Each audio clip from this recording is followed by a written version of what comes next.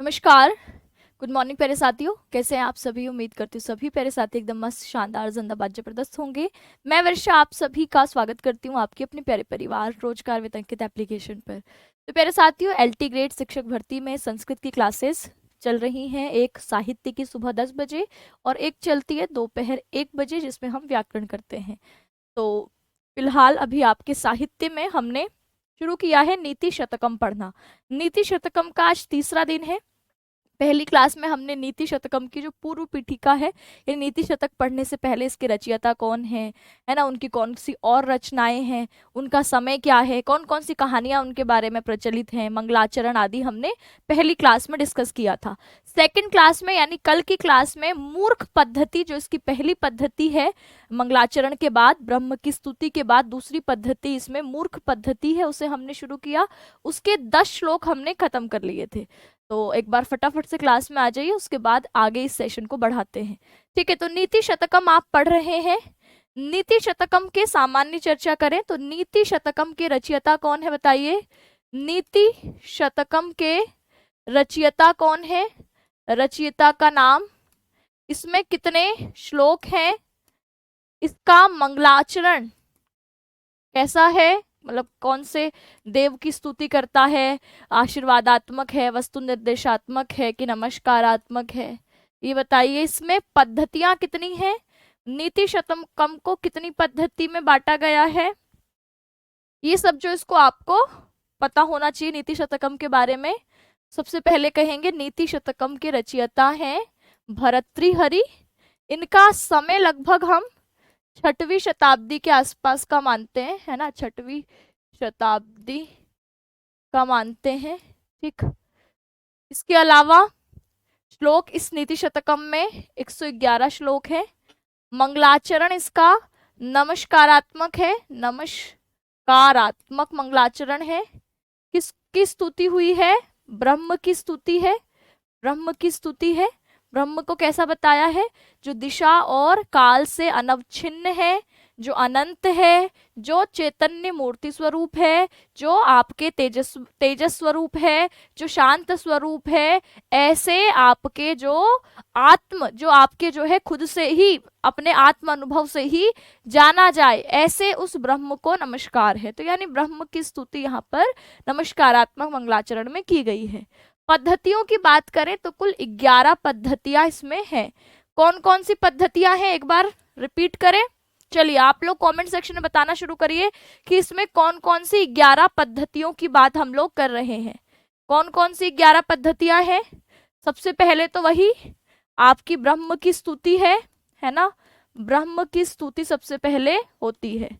एक व्यक्ति बैठा है, ध्यान कर रहा है, ब्रह्म की स्तुति कर रहा है ना, तभी उसको क्या सुनाई देता है कि कोई मूर्खों के बारे में बात कर रहा है। तो यानी मूर्ख पद्धति, है ना, और विद्वानों की बात भी कर रहा है, यानी विद्वत पद्धति भी है। फिर वो सुनता है कि ये तो किसी राजा के मान शौर्य की बात हो रही है, मान शौर्य पद्धति। फिर वो सुनता है कि वो राजा जो है ना, उसके राज्य में कर व्यवस्था बड़ी उत्तम है, यानी कि जो उसका अर्थ मतलब होता है पैसा, इकोनॉमिक्स, है ना। आपके अर्थशास्त्र जैसे आप कहते हो तो अर्थशास्त्र को इकोनॉमिक्स कहते हो, तो अर्थशास्त्र जो धन का शास्त्र है, तो ऐसे ही यह अर्थ पद्धति की चर्चा यहाँ पर होती है कि उस राजा की अर्थ पद्धति बहुत बढ़िया है। वो क्या करता है, वह आपके जो दुर्जन लोग हैं, जो दुर्जन लोग हैं उनसे ज्यादा कर लेता है ना, दुर्जन पद्धति। और जो सुजन लोग हैं, सज्जन लोग हैं, उनसे कम धन लेता है, सुजन पद्धति। और दुर्जनों से लिए गए धन से वह क्या करता है, परोपकार करता है, दूसरों पर उपकार करता है, परोपकार, है ना, दूसरों की भलाई में लगाता है उसको। और इस प्रकार जैसे जैसे वो परोपकार करता है तो एक पेड़ लगा देता है, और उससे उसके अंदर क्या आ जाता है, धैर्य। तो हमारे पास क्या है, धैर्य पद्धति है। और अंत में आप देखेंगे कि वह जाके देवता की स्तुति करता है, उसके बाद देव प्रशंसा करता है कि भगवान तुमने मुझे इस काबिल बनाया है ना, कि मैं ये कर पा रहा हूँ। और अंत में कर्म ही पूजा है, तो अपने काम में वापस लग जाता है कर्म पद्धति। ठीक, तो ये आपकी 11 पद्धतियां हैं जिनको क्रम से लगाने के लिए भी आपसे पूछा जा सकता है। कुल 10 श्लोक जो इसके शुरुआत के थे, मंगलाचरण के अलावा जो 10 श्लोक हैं वो हम कर चुके हैं, यानी 111 में से 11 डन है। अब 100 बचते हैं, है ना। तो हमारी कोशिश रहेगी कि डेली बेसिस पर कम से कम 10 श्लोकों को हम करें। तो आज हम मूर्ख पद्धति के 10 श्लोक हमने पढ़े हैं। अभी मूर्ख पद्धति ही चल रही है। मूर्ख पद्धति जब खत्म होगी तो फिर विद्वत पद्धति आज की क्लास में शुरू होगी, फिर ऐसे ही मानशौर्य पद्धति, फिर ऐसे ही ऐसे अगली अगली पद्धति पर हम बढ़ते हुए जाएंगे। ठीक है, चलिए। तो अभी तक सब साथी जुड़ भी चुके हैं, तो आज का जो हमारे पास पहला श्लोक है इससे शुरू करते हैं। ठीक है, आप लोग भी कमेंट सेक्शन में बता रहे हैं। ठीक, मूर्ख, विद्वत, मान, सम्मान, अर्थ, दुर्जन, सुजन, परोपकार, धैर्य, देव प्रशंसा और कर्म की पूजा। ठीक है, चलिए, बहुत बढ़िया। 11 पद्धतियां इसमें कुल हैं, इनको क्रम से लगाने के लिए भी पूछ सकता है, तो ये 11 पद्धतियां आपको ध्यान रहनी चाहिए। ठीक है, चलिए, तो अब मैं शुरू करूं। आज हमें 11वें श्लोक से पढ़ना था, तो अपनी तरफ से रिवीजन करते रहिए, नहीं तो लास्ट में इतना सारा इकट्ठा हो जाएगा, फिर पहाड़ सा लगेगा, फिर दोबारा शुरू से पढ़ना पड़ेगा सारी क्लासेस को, और इतना समय अभी आप दे ही रहे हो, फिर दोबारा एक बार क्लासेस को देखोगे तो सारा समय तो इसी में चला जाएगा। इसीलिए जब मैं आपके 2 घंटे की क्लास कल हुई थी हमारी, तो उस 2 घंटे को आपको 2 घंटे और लगा के खुद से पढ़ना था। एक बार जब क्लास देख ली, पीडीएफ डाउनलोड करा। अच्छा, पीडीएफ कल अपलोड होने में देरी हो गई थी, रात को मैंने देखा था तो अपलोड नहीं था, मैंने बोल दिया था टीम को, तो मुझे लग रहा है अब हो गया होगा, है ना। तो पीडीएफ डाउनलोड कर लो। वैसे कोशिश ये रहेगी कि बोर्ड पीडीएफ आपका मतलब जल्दी ही अपलोड करवा दिया जाए, ताकि आप क्लास के बाद उसको डाउनलोड करके पढ़ लो, और पढ़ने के बाद जहां अटक रहे हो वहां दोबारा क्लास देख करके देखो कि यहाँ पर कहाँ हमें समस्या आ रही है, कहाँ दिक्कत आ रही है, और उसको फिर दोबारा समझो। ठीक है, अभी भी पीडीएफ नहीं पढ़ा है भाई, कल मैंने शाम को बोल दिया था, रात को, है ना, रात को चेक किया था मैंने, तो अभी फिर से बोल दूंगी एक बार, और बोल भी दूंगी कि टाइम से अपलोड करवा दिया करें। ठीक है, चलिए, अब यहाँ पर देखते हैं, मूर्ख पद्धति चल रही है। मूर्ख पद्धति का ही अगला श्लोक है कि शक्यो वारयितुम जलेन हुतभुक छत्रेण सूर्यातपो नागेन्द्रो निशितांगे कुशेन समदो दंडेन गौ गर्धबौ व्याधि भेषज संग्रहिश्च विविधै मंत्र प्रयोगै विषम सर्वस्य औषधम अस्ति शास्त्र विहितम मूर्खस्य ना अस्ति औषधम। तो ये श्लोक है। ठीक, तो अब यहाँ पर हम एक एक लाइन करके अर्थ देखते हैं, क्योंकि कल मैंने देखा था कि आप लोग बहुत ज्यादा ये कह रहे थे कि नहीं समझ में आ रहा है ना, हमें दोबारा बताओ दोबारा बताओ। तो आज मैंने करा है कि आज एक लाइन लिखी है, उसके कठिन शब्दों के अर्थ लिखे हैं, फिर अनुवाद, फिर एक लाइन, फिर उसके कठिन शब्दों के अर्थ, फिर अनुवाद। तो मैं उम्मीद कर रही हूँ ये तरीका, इस तरीके से आप बेहतर समझ पाएंगे, है ना। तो मैं दोबारा करती हूँ, देखिए, यहाँ पर पहली लाइन है शक्यो वारयितुम जलेन हुतभुक छत्रेण सूर्यातपो। हुतभुक होती है अग्नि, हुतभुक किसे कहते हैं, अग्नि को। ठीक है, तो अग्नि को वारयितुम शक्यते, रोका जा सकता है। अग्नि को किससे रोका जा सकता है, कहा जलेन, जल के द्वारा। तो पहली लाइन का अर्थ यहां से लिखा कि हुतभुक जो आपकी अग्नि है उसको वारयितुम शक्यो, वारना, वारयितुम में आपके रोकने की बात होती है, उसको वारा जा सकता है, रोका जा सकता है। शक्यो में जैसे आपकी इंग्लिश में होती है ना कैन, आप कहते हो आई कैन डू दिस, है ना, तो वो जो कैन है वही यहाँ पर शक धातु, सकना, तो किया जा सकता है। किसको, जलेन, तृतीया विभक्ति जल से, तो लिखा हुतभुक अग्नि को जलेन, जल से, वारयितुम शक्यः, रोका जा सकता है। फिर लिखा छत्रेण, तृतीया विभक्ति है, छाते से, सूर्य आतपो, सूर्य और आतपो कौन सी संधि है बताओ, सूर्य धन आतपो, तो यहाँ पर सूर्य आतपः, बताइए क्या कौन सी संधि है, सूर्य से आने वाली जो धूप है उसको छत्रेण, छाते से रोका जा सकता है, ये आपके कहा। ठीक है। तो सबसे पहले कहा हुतभुक जलेन वार्यतुम शक्यो, कि अग्नि को जल से रोका जा सकता है। छाते से धूप को, सूर्यातपः छत्रेण, सूर्य की ये जो प्रकाश है उसको हम छाते से रोक सकते हैं। तो आप कहेंगे सूर्य में भी अ है, आतप में भी आ है। जब दोनों तरफ एक समान वर्ण हो और दोनों की जगह एक दीर्घ आ जाए तो इसको हम सवर्ण दीर्घ संधि कहते हैं। कौन सी संधि कहते हैं? सवर्ण दीर्घ संधि इसको कहा जाता है। तो अग्नि को हम जल से और सूर्य की तपन को हम छाते से रोक सकते हैं। ये पहली लाइन का अर्थ हो गया। दूसरी लाइन, नागेंद्र, नागेंद्र मतलब हाथी, हाथियों को कहा निशित अंकुशेन, निशित अंकुश, निशित होता है बहुत तीखा, अंकुश आपके एक कांटे सा होता है जिससे चुभा करके हाथी को वश में कर सकते, कंट्रोल कर सकते। यानी जो हाथी का जो महावत होता है, जो हाथी को चलाता है, हाथी को कंट्रोल करता है, हाथी को इधर उधर लेकर जाता है, उसको खिलाता है ना, हाथी पर सवारी करता है, तो वो जो महावत है उसके पास एक अंकुश होता है, एक तीखा सा आपके कुछ औजार होता है जिससे चुभा कर वह हाथी को अपने वश में रखता है, कंट्रोल में रखता है। तो वही कहा कि नागेंद्र हाथी को निशित अंकुशेन, जो आपके तीखा औजार है, तीखा अंकुश है उससे, और कहा समदह, समदह यानी जो मदमस्त हाथी है। अब समदह शब्द को आप नागेंद्र के साथ लिख लेंगे, समदह नागेंद्र, जो उन्मत्त हाथी है। उन्मत्त मतलब मतवाला, सुन ही नहीं रही रहा किसी को, हम कहते हैं ना पागल है ये हाथी, ये कुछ भी कर देता है, किसी के कंट्रोल में आसानी से नहीं आता। ऐसे हाथी को समदह नागेंद्र, उन्मत्त हाथी जो किसी के वश में आसानी से नहीं आता, उसको एक तीखा अंकुश कंट्रोल कर सकता है। तो समदह नागेंद्र निशित अंकुशेन, तो यहाँ पर जो उन्मत्त हाथी है उसको एक तीखे औजार से अब यहाँ पर अर्थ वार्यितुम शक्य, रोका जा सकता है ना, उसको भी क्या कर सकते हैं? वश में कर सकते हैं।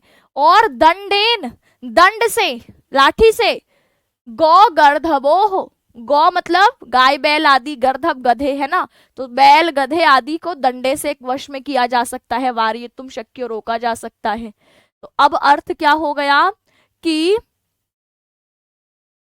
नागेंद्र समदोह नागेंद्र, उन्मत्त हाथी को निशितांकुशेन, तो जो हाथियों का राजा है ना, समदह नागेंद्र हाथियों का राजा, मदमस्त हाथी जो है उसको निशित अंकुशेन, तीखे अंकुश से, और गो गर्धबोह बैल गधे है ना, इनको दंडेन, डंडे से, लाठी से। अब इसमें ये वार्यितुम शक्य, रोका जा सकता है। अब आगे व्याधि, व्याधि होता है रोग, बीमारी, और भेषज संग्रही, भेषज संग्रही यानी आपकी दवाइयां, औषधियों के संग्रह से। तो अगर कोई भयंकर रोग है तो उसको आप दवाइयों से, औषधियों से आप क्या कर सकते हैं? वार्यितुम शक्य, रोक सकते हैं। और विविधई मंत्र प्रयोग ही, विविध मंत्र प्रयोग ही, अलग अलग मंत्रों के प्रयोग से विषम, विष को रोका जा सकता है। जैसे आप मेरे से मैंने कहा भी है कि पहले के समय में जब सांप आदि काट देता था तो किसी ओझा बाबा के पास ले जाया जाता था जो मंत्र आदि पढ़ते थे और वो विष दूर हो जाता था। तो ऐसे ही कहा कि विविध मंत्र प्रयोग ही विषम, अलग अलग मंत्रों के प्रयोग से विष को वार्यितुम शक्य, उसको रोका जा सकता है। तो व्याधि को भेषज संग्रही, औषधियों के समूह से, और विविध मंत्र प्रयोग ही, अलग अलग मंत्रों के प्रयोग से विषम, विष को रोका जा सकता है। तो रोग को औषधियों से और विष को विभिन्न मंत्र प्रयोगों से उपचार किया जा सकता है, रोका जा सकता है, ठीक किया जा सकता है। सर्वस्य औषधम अस्ति, सर्वस्य सबकी, औषधम औषधि, दवाई, उपचार, अस्ति है, सबका उपचार है। शास्त्र विहितम मूर्खस्य, लेकिन जो शास्त्र विहित मूर्ख है, शास्त्र के विषय में जो मूर्ख है वह, उसका ना अस्ति औषधम, उसका कोई उपचार ही नहीं है, उसकी कोई औषधि ही नहीं है। अब यहाँ पर संधि देखिए, इस पद को तोड़ेंगे तो इसमें सबसे पहला हो गया सर्वस्य, सर्वस्य के बाद लिखा है औषधम। बताइए कौन सी संधि है सर्वस्य और औषधम में? फिर औषधम में खैर म आधा है और म आधा होने के बाद अस्ति है, तो म आधा है तो उसमें आगे वाला अ मिल गया, तो मस्ती पूरा हो गया। लेकिन सर्वस्य और औषधम में कौन सी संधि है ये आपको कमेंट सेक्शन में बताना है। इसमें देखेंगे न अस्ति औषधम, न अस्ति औषधम शास्त्र विहितम मूर्खस्य, शास्त्र विहित मूर्ख की नहीं है कोई औषधि। हाँ, तो आपके श्रीकांत मौर्य जवाब दे रहे हैं कि यहाँ पर वृद्धि संधि है, डबल मात्रा दिख रही है ना। तो डबल मात्रा का मतलब क्या होता है, सर्वस्य और औषधम। तो सर्वस्य में अ है और यहाँ औ है, तो अ और औ मिलकर के दोनों की जगह औ, ये आदेश हो जाता है डबल मात्रा दो चोटी। तो दो चोटी जहां होती है वहां क्या होती है हमारी, वृद्धि रेची सूत्र से वृद्धि संधि हो जाती है। न और अस्ति में न में अ है, इधर आ है, अ और आ सेम सेम दोनों की जगह आ हो गया है। न और अस्ति पद में मिलाकर नास्ति बन गया, तो नास्ति से इसमें दीर्घ संधि। अब ये जो नास्ति है इसमें ई है और सामने कोई और स्वर है, तो यण संधि आपको याद आनी चाहिए कि ई को हटाया, त आधा, ई की जगह य आ गया, य में आगे वाला अव जोड़ दिया, तो इन दोनों के बीच में हो गई हमारी यण संधि, है ना, यण संधि। अब पूरे का अर्थ देखिए, सबका शास्त्रों में विहित उपचार है किंतु मूर्ख का कोई उपचार नहीं है। अब देखो इस पूरे का अर्थ यहां पर एक साथ, ठीक है। और आज बताना कि कल से ज्यादा अच्छे से समझ में आ रहा है या कल ही ठीक था, ठीक है। आज मैंने क्योंकि और मेहनत करी, मैंने कहा कि अगर कल इतनी दिक्कत हुई थी तो आज हम एक काम करते हैं, पूरे श्लोक के साथ एक एक लाइन का अर्थ भी बताते हुए चलते हैं, ताकि सामने दिखाएगा तो थोड़ी स्पष्टता आएगी, है ना। पूरा संस्कृत देख के तो जो संस्कृत का बैकग्राउंड नहीं है जिनका, वो घबरा जाते हैं, तो इसीलिए ये किया है। तो बता देना कि अगर ये आज का ठीक लगा है तो फिर कल से भी मैं श्लोकों को ऐसे बताऊंगी, ठीक है। तो शक्यो सकते हैं, वारयितुम वारण कर सकते हैं, रोक सकते हैं, है ना। जलेन जल से, हुतभुक अग्नि को जल से रोक सकते हैं। छत्रेण छाते से, सूर्य आतपो छाते से सूर्य की धूप को वारयितुम शक्य रोक सकते हैं। नागेंद्रो समदह नागेंद्रो उन्मत्त हाथी को निशित अंकुशेन, निशित तीखे अंकुश से, इसमें भी दीर्घ संधि हुई है, निशित अंकुशेन, निशित में अ, अंकुशेन में अ आ, तो निशितांकुशेन, तो तीखे अंकुश से समदह नागेंद्र, जो उन्मत्त हाथी है उसको वारयितुम शक्यो, उसको आप रोक सकते हैं, वश में कर सकते हैं। दंडेन डंडे से, लाठी से, गो यानी सांड, गर्दभो यानी गधे, तो सांड गधे जो भी जानवर है उनको आप लाठी से वश में, वारयितुम शक्य उसको वारण कर सकते हैं, रोक सकते हैं, वश में कर सकते हैं। व्याधि रोग को, अब इसमें भी देखो सारे में विसर्ग जो है वो र बन गया है, देखो ये है व्याधि। अब इस विसर्ग आपको दिख नहीं रहा, क्यों, विसर्ग में देखो ये र बन गया है यहाँ पर, है ना। फिर यहाँ पर देखो भेषज संग्रही, अब यहाँ पर भी संग्रही विसर्ग था, संग्रही ऐसे विसर्ग है, लेकिन आगे आपके क्या था, तो यहाँ पर च था, इस च होने से इस विसर्ग को श हो गया है, तो ये संग्रही च दिख रहा है आपको, तो संग्रही च, संग्रही च, ठीक है, ये भी विसर्ग संधि है। विविधई, विविधई में भी विसर्ग था, विविधई, लेकिन इस विसर्ग का यहाँ पर र, तो र, म के ऊपर र चढ़ा हुआ है, विविध, विविधई। मंत्र प्रयोगहि, प्रयोगहि में भी विसर्ग था, प्रयोगहि, तो इसका अर्थ और क्या अर्थ हो गया कि व्याधि ही रोग को, भेषज संग्रही दवाइयों के समूह से, और विविधई मंत्र प्रयोग ही अलग अलग मंत्रों के प्रयोग से विषम विष को उपचार कर सकते हैं, रोक सकते हैं, वश में कर सकते हैं। सर्वस्य औषधम अस्ति, सबकी औषधि है, शास्त्र विहितम, शास्त्र विहित सबकी औषधि है। मूर्खस्य ना अस्ति औषधम, मूर्ख की कोई औषधि नहीं है, ठीक है। तो अब यहाँ पर आप कहेंगे, ये इसका अन्वय, अन्वय मतलब होता है कि इसी क्रम से, मतलब ये जो कविता में या पद्य में शब्दों को हेरफेर किया जाता है ताकि उसमें एक आपके जो लय ताल होती है वो आ सके, है ना। तो अगर हम उसको गद्य की तरह की सबसे अंत में क्रिया आएगी, इस क्रम से हम उसका अर्थ समझाएंगे, तो उस क्रम में अरेंज किया जाता है, तो उसको अन्वय बोलते हैं। तो अन्वय जैसे देखो, हुतभुक जलेन, अग्नि को जल से, सूर्य आतपः छत्रेण, सूर्य के आतप धूप को छाते से, समदह नागेंद्रः उन्मत्त हाथी को निशित अंकुशेन तीखे औजार से वार्यितुम शक्यः रोका जा सकता है। गोगर्धवोह दंडेन, गाय आपके बैल सांड गधे आदि को दंडे से लाठी से, व्याधि को भेषज संग्रही औषधियों के समूह से, विष को विविध मंत्रों के प्रयोग से वार्यितुम शक्यते रोका जा सकता है। सर्वस्य शास्त्र विहितम औषधम अस्ति, सभी की शास्त्र में शामिल औषधि है, किंतु मूर्खस्य औषधम नास्ति, परंतु जो मूर्ख व्यक्ति है उसकी कोई औषधि नहीं है। तो यहाँ पर जो नीतिकार भर्तृहरि है, इसने प्रस्तुत पद्य में कहा है कि सूर्य के आतप आदि का तो उपचार है, लेकिन मूर्ख व्यक्ति का, अज्ञानी व्यक्ति का कोई उपचार नहीं है। तो अब इस संपूर्ण का आप भावार्थ एक साथ देख सकते हैं। मूर्ख पद्धति चल रही है, इसलिए मूर्खों की चर्चा हो रही है अभी तक। अग्नि को जल से, सूर्य की तपन को छाते से, मदमस्त हाथी को अंकुश से, बैल गधे को डंडे से वश में किया जा सकता है, रोग का उपचार औषधियों से किया जाता है, विष का निवारण मंत्रों से हो सकता है। संसार में हर वस्तु का उपचार है, किंतु मूर्ख अज्ञानी व्यक्ति का कोई उपचार नहीं है। ठीक,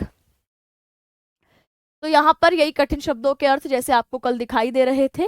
व्याकरणिक चीजों में जैसे हम देखे सूर्य आतपः, तो सूर्य धन आतपः दीर्घ संधि, नागेंद्र में भी गुण संधि है, नाग धन इंद्र, नाग में अ है, इंद्र कल तो हमने देखी ही है आपकी गुण संधि है ना, अ और ई, तो आपके क्या हो जाता है, गुण होता है, गुण में ए के साथ उच्चारण स्थान की समानता मिलती है, तो ए नागेंद्र, तो गुण संधि वाला पद भी है।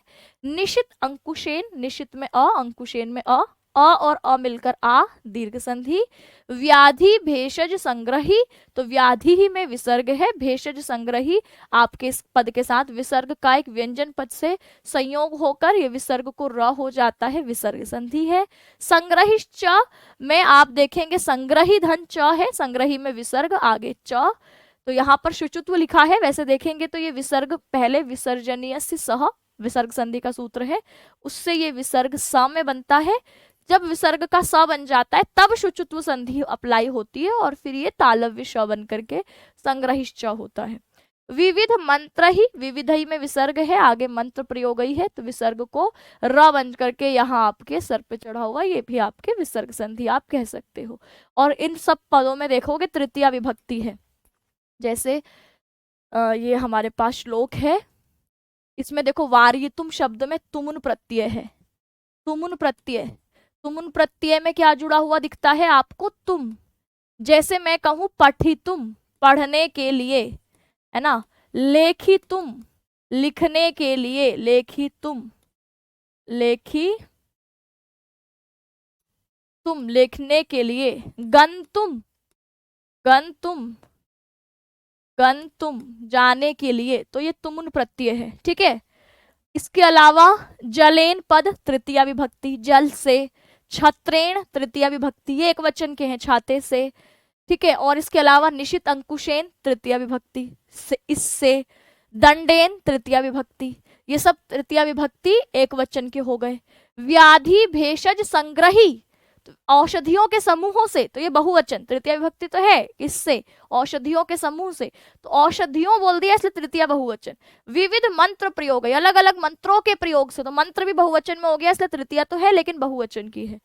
सर्वस्य औषधम अस्ति, सर्वस्य पद षष्ठी कि सबकी औषधि है। शास्त्र विहितम मूर्खस्य, ये भी षष्ठी है, मूर्ख की औषधि नहीं है। तो ये आपको जब आप शब्द रूप धातु रूप पढ़ेंगे तो ये विभक्ति का कॉन्सेप्ट भी समझ में आएगा।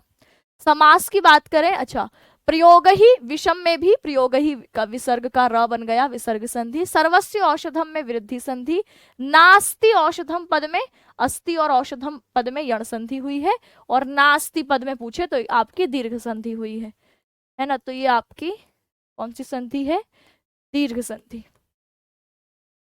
ठीक, आगे क्या लिखा है, समास वाले पद हो गए।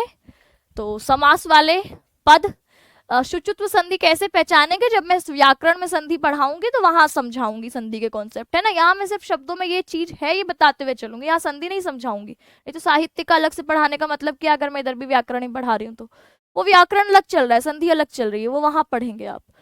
हुतभुक है, तो हुतभुक में देखेंगे हुतम भुनक्ति, हुतभुक, तो आपके जो कर्मधारय समास है, जिसको आपके जो अग्नि है वह क्या करती है, उसमें आपके जो भी आप आहूत करोगे, डालोगे, उसको भुक जला के भस्म कर देती है। तो ऐसा गुण है जिसमें, उसको हुतभुक कहते हैं। जो भी आपने आहुति डाली उसको जो आपके क्या कर दे, आपके भस्म कर दे, खा जाए, है ना। तो इस तरीके से हुतभुक शब्द में कर्मधारय समास है। हुतम भुनक्ति इति हुतभुक। हुत की, हुत यानी जिसको आहुति दी है उसको भुनक्ता, भुनक्ति उसको खा जाती है, इति हुतभुक, यही है हुतभुक। तो कर्मधारय समास है ना। आपके सूर्य आतपः, सूर्यस्य आतपः, सूर्य का आतप धूप, तो का के अर्थ में है, षष्ठी तत्पुरुष है। नागेंद्रः में नागा नाम इंद्रः, तो ये षष्ठी तत्पुरुष। नागों में भी जो नाग मत पर्यायवाची होता है हाथी का, और नागेंद्र मतलब जो हाथी, और इंद्र शब्द होता है राजा के लिए प्रयोग। तो नागेंद्र मतलब जो हाथियों का भी राजा है, ऐसा राजा उन्मत्त। अब जो राजा होगा उसमें अहंकार तो होगा, उन्मत्त तो वो होगा। तो ऐसे हाथियों के राजा को भी तीखे अंकुश से आपके कंट्रोल किया जा सकता है, ये बात थी। तो नागा नाम इंद्र इति पदे षष्ठी तत्पुरुष समास, हाथियों का भी जो राजा है। निशित अंकुशेन, निशितः अंकुशः, निशितांकुशः, कर्मधारय समास। जो नुकीला है ऐसा अंकुश, तो नुकीला है विशेषण बता रहा है, इसलिए कर्मधारय समास।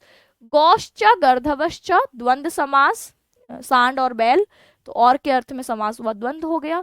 भेषज संग्रही, भेषजा नाम संग्रह, दवाइयों का जो संग्रह है, इसमें षष्ठी तत्पुरुष समास हो गया, भेषज संग्रही पद में। मंत्र प्रयोग, मंत्राणाम प्रयोग, मंत्रों के प्रयोग से, तो ये षष्ठी तत्पुरुष, मंत्रों का प्रयोग। शास्त्र विहितम, शास्त्रेषु विहितम, शास्त्र में जो विहित है, तो शास्त्रेषु पदे सप्तमी विभक्ति अस्ति, तो यह सप्तमी तत्पुरुष समास होगा। आगे बढ़ते हैं, समास विग्रह कैसे करेंगे, संधि कैसे करेंगे, ये सब व्याकरण की चीजें हैं, व्याकरण में पढ़ाई जाएंगी, यहाँ आपको वो नहीं बताया जाएगा, है ना। संधि हम एक बजे कर रहे हैं, संधि टॉपिक खत्म होगा, अगला समास होगा, तो व्याकरण के कॉन्सेप्ट पर वहां चर्चा की जाएगी। यहाँ सिर्फ आपको साहित्य के लेवल पर जो चीजें बताई जा रही है उसको सुनते रहिए। रोज मैं इस बात को कहती हूँ कि व्याकरण अभी आप सिर्फ सुनते हुए चलिए, अगर पढ़ा है पहले तो बहुत अच्छा, नहीं पढ़ा है तो सुनते हुए चलिए। जब व्याकरण में चीजें आएंगी तो आपके कॉन्सेप्ट समझ में आएंगे, जब आप दोबारा इसी ग्रंथ को पढ़ रहे होगे तो ये व्याकरणिक टिप्पणियां तब आपके समझ में आएंगी। यहाँ मैं व्याकरण की चर्चा नहीं कर सकती हूँ क्योंकि साहित्य पढ़ा रही हूँ भाई, है ना। दोनों को कैसे मैं, अगर यहाँ पर एक ही शब्द के समास और संधि के नियम को मैं एक्सप्लेन करने लग जाऊं तो फिर तो साहित्य रह ही जाएगा। 9 किताबें, 9-10 ग्रंथ हमें पढ़ने हैं, वो कब खत्म होंगे। तो थोड़ा सा समझिए, आप बिल्कुल ऐसी बातें करते रोज एक ही तरह की। तो इस पूरे का अर्थ हुआ कि अग्नि को जल से, सूर्य की तपन को छाते से, मदमस्त हाथी को तीखे अंकुश से, सांड और गधे को डंडे से वश में कर सकते हैं, रोग को औषधियों के समूह से, जहर को अनेक प्रकार के मंत्र प्रयोगों से उपचार किया जा सकता है। सभी का शास्त्रों के अनुसार विहित उपचार है, परंतु मूर्ख अज्ञानी मनुष्य का कोई उपचार नहीं है। ठीक, छंद भी पेपर में नहीं आ रहे हैं, छंदों पर भी चर्चा नहीं होगी। आगे बढ़ते हैं, अगला आपके श्लोक है, मूर्ख पद्धति चल रही है, ये भी मूर्खों पर ही है। तो कहा साहित्य, साहित्य संगीत कला विहीन साक्षात पशु, साहित्य संगीत कला विहीन, विहीनः साक्षात पशु, पुच्छ विषाणहीनः, तृणं ना खादन अपि जीवमानः, तत्भागधेयं परमं पशुनाम। तो अब यहाँ पर क्या कहा, साहित्य संगीत कला विहीनः, तो साहित्य से, संगीत से, कला से जो विहीन है, यानी जिसमें ये सब है ही नहीं, ना वो साहित्य की समझ रखता है और ना ही वो संगीत सुर लय ताल, है ना, गाना, इस सब की समझ रखता है, और ना ही कोई इसके अंदर कला है, कोई गुण ऐसा आपके जो स्किल होती है वो उसके अंदर नहीं है। इससे जो विहीन है उसको कहा साक्षात पशु, वो तो साक्षात पशु ही है, जिसके अंदर साहित्य संगीत कला आदि के गुणों से जो विहीन है, जो रहित है, जो साहित्य संगीत कलाओं से रहित है, ऐसा साक्षात पशु, वह तो साक्षात पशु है। और कैसा पशु, पुच्छ, पुच्छ यानी जो पूंछ होती है, विषाणहीनः, आपके विषाण होती है सींग, हीनः यानी रहित, पूंछ और सींग से रहित मनुष्य है। तो मनुष्य के बारे में कहा मनुष्यों की पूंछ और सींग तो होती नहीं, लेकिन जानवरों की होती है। लेकिन जिस व्यक्ति के अंदर साहित्य, संगीत, कला आदि का गुण नहीं है, वह व्यक्ति तो बिना पूंछ और सींग वाला साक्षात पशु ही है। ये बात यहाँ पर यह बताना चाहते हैं भर्तृहरि जी कि साहित्य, संगीत और कलाओं से रहित मनुष्य प्रत्यक्ष ही पूंछ और सींग से रहित पशु है। तृणम, तृणम होता है तिनका, है ना, तृणम यानी तिनका, घास फूस। न खादन अपि, तो न मतलब नहीं, खादन यानी खाते हुए, अपि भी, नहीं खाते हुए भी, घास फूस नहीं खाते हुए भी, जीवमानः जीवित रहता है। मनुष्य घास फूस तो नहीं खाता, लेकिन पशु पक्षी घास फूस भी खाते हैं। तो कहा कि यह ऐसा है कि घास फूस तो नहीं खाता, घास फूस ना खाता हुआ भी जीवमानः जीता है, जीवित रहता है। आपके कहा तत् भाग देयम परमम पशुनाम, तो कहा तत् यह तो भाग देयम परमम, परम भाग्य की बात है, परम सौभाग्य की बात है, पशुनाम पशुओं के लिए। तो कहा यह भूसा ना खाते हुए भी जीवित रहता है। कहा यह पशुओं के लिए अत्यधिक सौभाग्य की बात है कि भैया यह तो घास फूस नहीं खाता हुआ पशु है ना, पूंछ विषाणहीन पशु है। तो आप क्या कहेंगे, आप कहेंगे कि जो भर्तृहरि हैं वह क्या कहते हैं, भर्तृहरि कहते हैं कि जो मनुष्य साहित्य से, संगीत से, कला से रहित है, वह तो वास्तव में पूंछ और सींग के बिना एकदम पशु ही है, साक्षात पशु ही है। अंतर केवल इतना है, वो घास फूस नहीं खाता है ना, भूसा ना खा करके भी जी लेता है, और यही पशुओं का सौभाग्य है, बेचारे का चारा बच जाता है ना।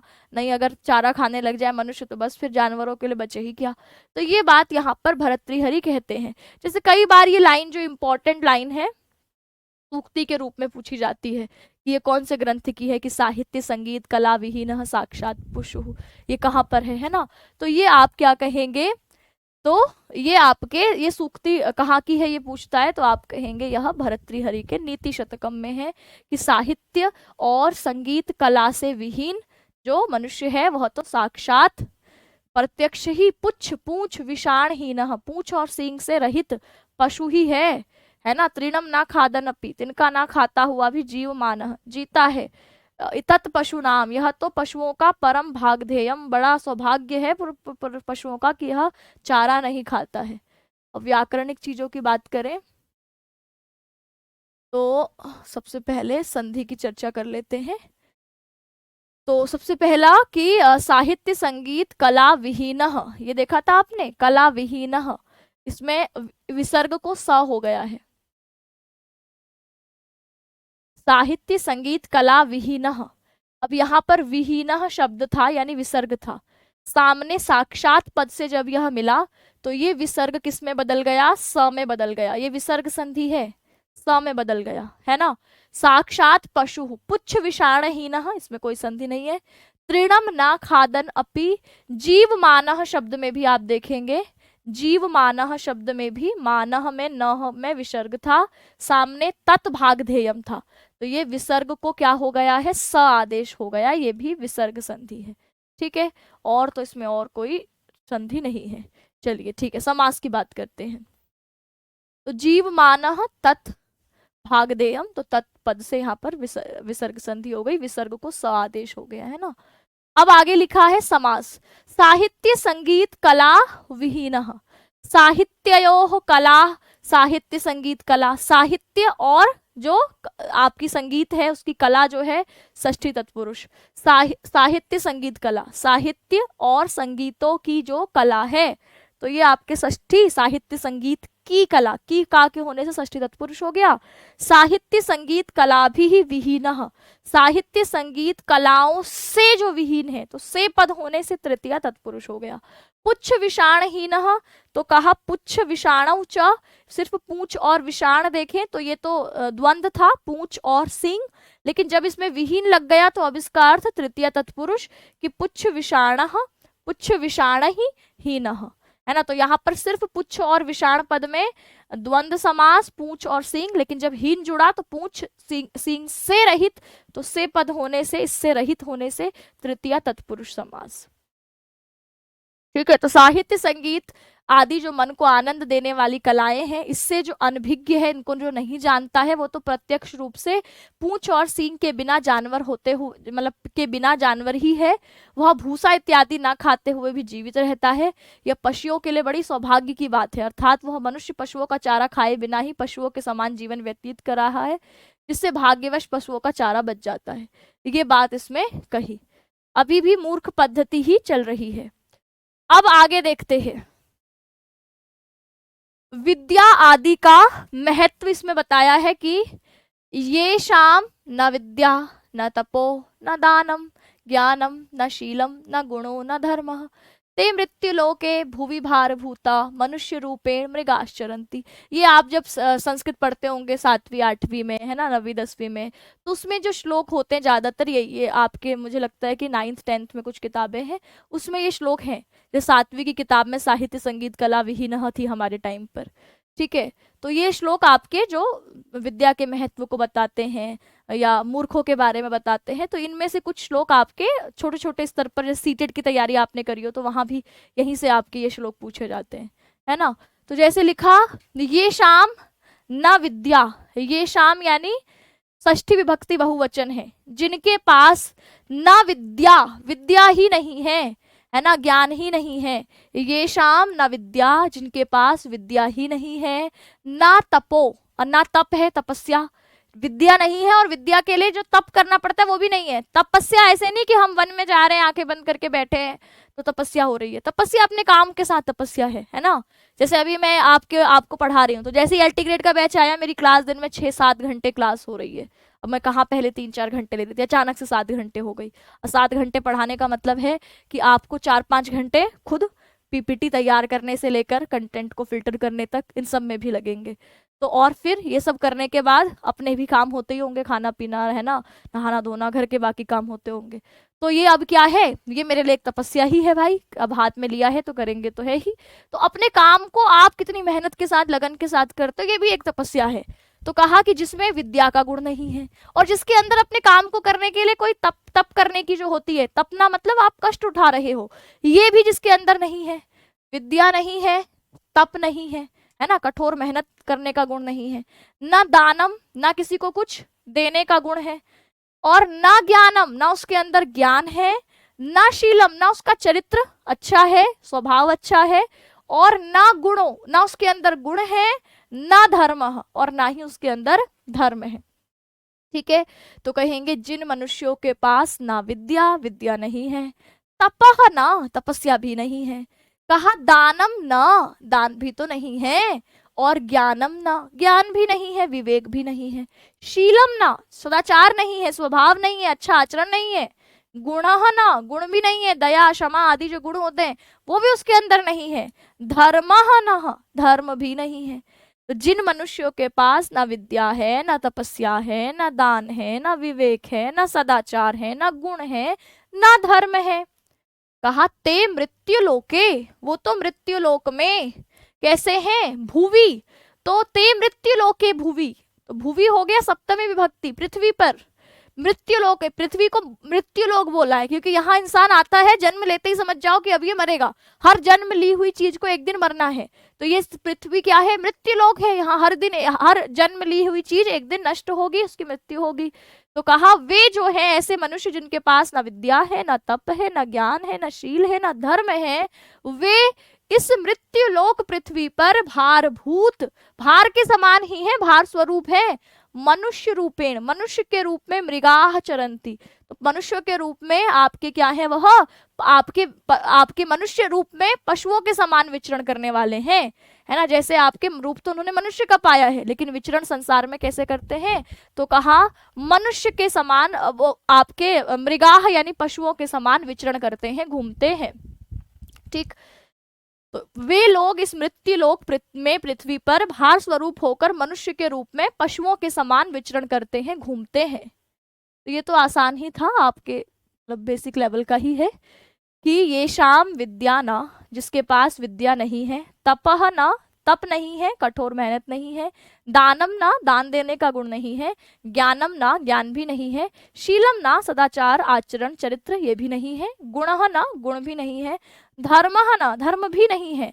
ते, वे लोग तो भुवि मृत्युलोके, इस पृथ्वी पर मृत्यु, इस पृथ्वीलोक, इस मृत्युलोक में भारभूत, भार स्वरूप ही हैं। मनुष्य रूपे, मनुष्यों के रूप में, मृगाः इव चरन्ति, पशुओं के समान विचरण कर रहे हैं, घूम रहे हैं। तो भर्तृहरि कहते हैं जो मनुष्य तप, ज्ञान, विवेक, शील, गुण और धर्म से रहित है, वे वास्तव में इस धरती पर बोझ के समान है, केवल मनुष्य रूप धारण किए हुए पशुओं के समान विचरण कर रहे हैं।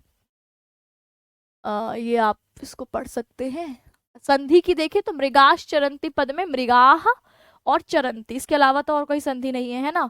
मृगाह पद है, विसर्ग सामने च है, तो विसर्ग को पहले विसर्जनीय से स होता है, फिर स को च देख करके शुचित्व संधि हो जाती है, इसलिए यहाँ शुचित्व लिखा है। मृगाह पहले पद है, फिर विसर्ग को स और स को फिर च हुआ है। ठीक है, तो पहले विसर्ग फिर आपकी शुचित्व संधि लगती है इसमें। मृत्युलोके देखे तो मृत्या नाम लोकः मृत्युलोकः, मृत्यु लोगों का जो लोक है, तो मृत्यु लोगों का लोक, का मतलब षष्ठी तत्पुरुष। मनुष्य रूपेण, मनुष्याणाम रूपेण, मनुष्यों के रूप में, का के की होता है हमेशा षष्ठी तत्पुरुष, तो ये आपके षष्ठी तत्पुरुष समास इधर होगा। आगे बढ़ते हैं, अगला है कहा वरम पर्वत दुर्गेशु भ्रांतम वन चरहि सह न मूर्ख जन संपर्कः सुरेंद्र भवनेषु अपि। कौन सी संधि है बताओ यहाँ पर, बताइए यहाँ पर कौन सी संधि हुई है। तो कहा वरम पर्वत दुर्गेशु, पर्वत मतलब आपके जो पहाड़ वगैरह होते हैं, दुर्गेशु यानी जो बड़े दुर्गम है, जहां जाना बड़ा कठिन है, ऐसे पर्वत, कठोर मुश्किल दुर्गम पर्वतों में भ्रांतम भटकना, घूमना, वन चरहि सह, वन चरों के साथ, वनवासियों के साथ, वन में रहने वाले लोगों के साथ, ठीक है, वन में रहने वाले कबीलों के साथ। कहा वरम श्रेष्ठ है, कौन सी संधि है, यण, ठीक है, कैसे अलग करेंगे, तो सुरेंद्र भवनेशु पद है, सुरेंद्र और भवनेशु है ना, शु, और फिर क्या है अपि, तो ऊ है, ऊ की जगह व, और आपके ऊ की जगह व आ गया है, और यहाँ पर आपके व में आगे वाला अ जुड़ गया है, शु में से ऊ हट गया इसलिए श आधा। ये पढ़ाने के बाद जिसकी गड़बड़ हो रही है ना, जो ये वृद्धि बोल रहे हैं, व्यंजन बोल रहे हैं, गुण बोल रहे हैं, तुम क्या कर रहे हो, यण संधि करवा चुकी हूँ मैं लघु सिद्धांत कौमुदी के हिसाब से, फिर भी समझ नहीं आ रहा। मैंने लघु सिद्धांत कौमुदी में यण संधि में पढ़ा चुकी हूँ, और तब आपका ये हाल है, तो क्या कर रहे हो भाई तुम। और ऐसा नहीं कि मैंने बहुत जल्दी जल्दी पढ़ाई हो भाई, बहुत सारे एग्जाम्पल्स वहां कराए हैं, तो वैसा पढ़ने का फायदा कि वहां पढ़ रहे हैं और यहाँ अप्लाई नहीं कर पाए। भाई नॉलेज तो ये है ना, जब सीखा तो आपने तब है कि वहां संधि पढ़ी है, अब आप जहां पर संधि देखेंगे तुरंत पहचान जाएंगे, तो वो संधि पढ़ने का कोई फायदा नहीं है कि एग्जाम वहां नियम रटा, नियम रटने के बाद 4 एग्जाम्पल पढ़ लिए बस हो गई यण संधि कंप्लीट। यहाँ अप्लाई करनी अगर आपको नहीं आ रही है तो यानी यण संधि आपने पढ़कर भी नहीं पढ़ी, तो इसीलिए यण संधि में गड़बड़ कहीं नहीं होनी चाहिए जब पढ़ा चुकी हो तो यहाँ पर कहा वरम श्रेष्ठ है, पर्वत दुर्गेशु, दुर्गम पर्वत जहां जाना बड़ा कठिन हो ऐसे दुर्गम पर्वतों में श्रेष्ठ है, भ्रांतम भटकना घूमना, वन चरहि सह, वन चरों के साथ, वन में रहने वालों के साथ घूमना श्रेष्ठ है। तो पहाड़ों के दुर्गम स्थलों में भील जंगली लोगों के साथ भटकना श्रेष्ठ है। न नहीं, मूर्ख जन संपर्क, मूर्ख लोगों के संपर्क में, सुरेंद्र, सुरेंद्र यहाँ पर सुरधन इंद्र, कौन सी संधि है बताओ, सुरधन इंद्र, तो यहाँ पर सुर मतलब देवता, इंद्र मतलब आपके जो देवताओं के इंद्र हैं, राजा हैं। सुरेंद्र किसको बोला जाता है, इंद्र भगवान देवताओं के राजा कहे जाते हैं। तो सुरेंद्र भवनेशु अपि, इंद्र के भवनों में है ना, जो स्वर्ग के राजा हैं उनके भवनों में अगर मूर्ख जन के साथ संपर्क हो रहा है तो ना वर, वो श्रेष्ठ नहीं है। तो कहा कि भैया मूर्ख लोगों के संपर्क में रहने से स्वर्ग के जो इंद्र है उनके महलों में अगर मूर्ख लोगों का संपर्क है तो ये श्रेयस्कर नहीं है। इसकी जगह श्रेयस्कर है कि हम दुर्गम पहाड़ों में वनेचरों के साथ घूमें। सुरेंद्र में कौन सी है, हाँ ये भी पढ़ चुके हैं, गुण संधि है।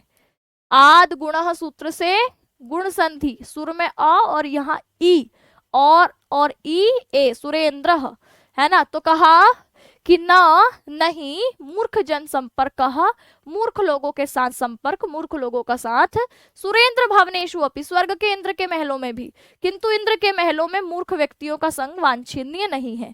तो अब इस पूरे श्लोक का अर्थ क्या हो गया, कवि भर्तृहरि कहते हैं दुर्गम पर्वतों में जंगली भीलों के साथ, वनेचरों के साथ भटकना अच्छा है, परंतु इंद्र के महलों में रहकर मूर्खों का संग स्वीकार्य नहीं है। मूर्खों को यह जो है सदा क्या है, त्याज्य है, त्याग करने योग्य है। यह बात इन्होंने कही। तो उसका अन्वय क्या है कि वने चरही, तृतीया विभक्ति है। अभी आप कारक के नियम पढ़ेंगे तो यहाँ पर देखेंगे सहयुक्ते अप्रधानेषु, है ना। तो सह के योग में अप्रधान अर्थ में, सह के योग में अप्रधान अर्थ में तृतीया होती है। तो सह के योग में देखो तृतीया विभक्ति बहुवचन का पद है, ये तृतीया विभक्ति बहुवचन है ना, पहला नंबर विभक्ति को दिखा रहा है, दूसरा वचन को।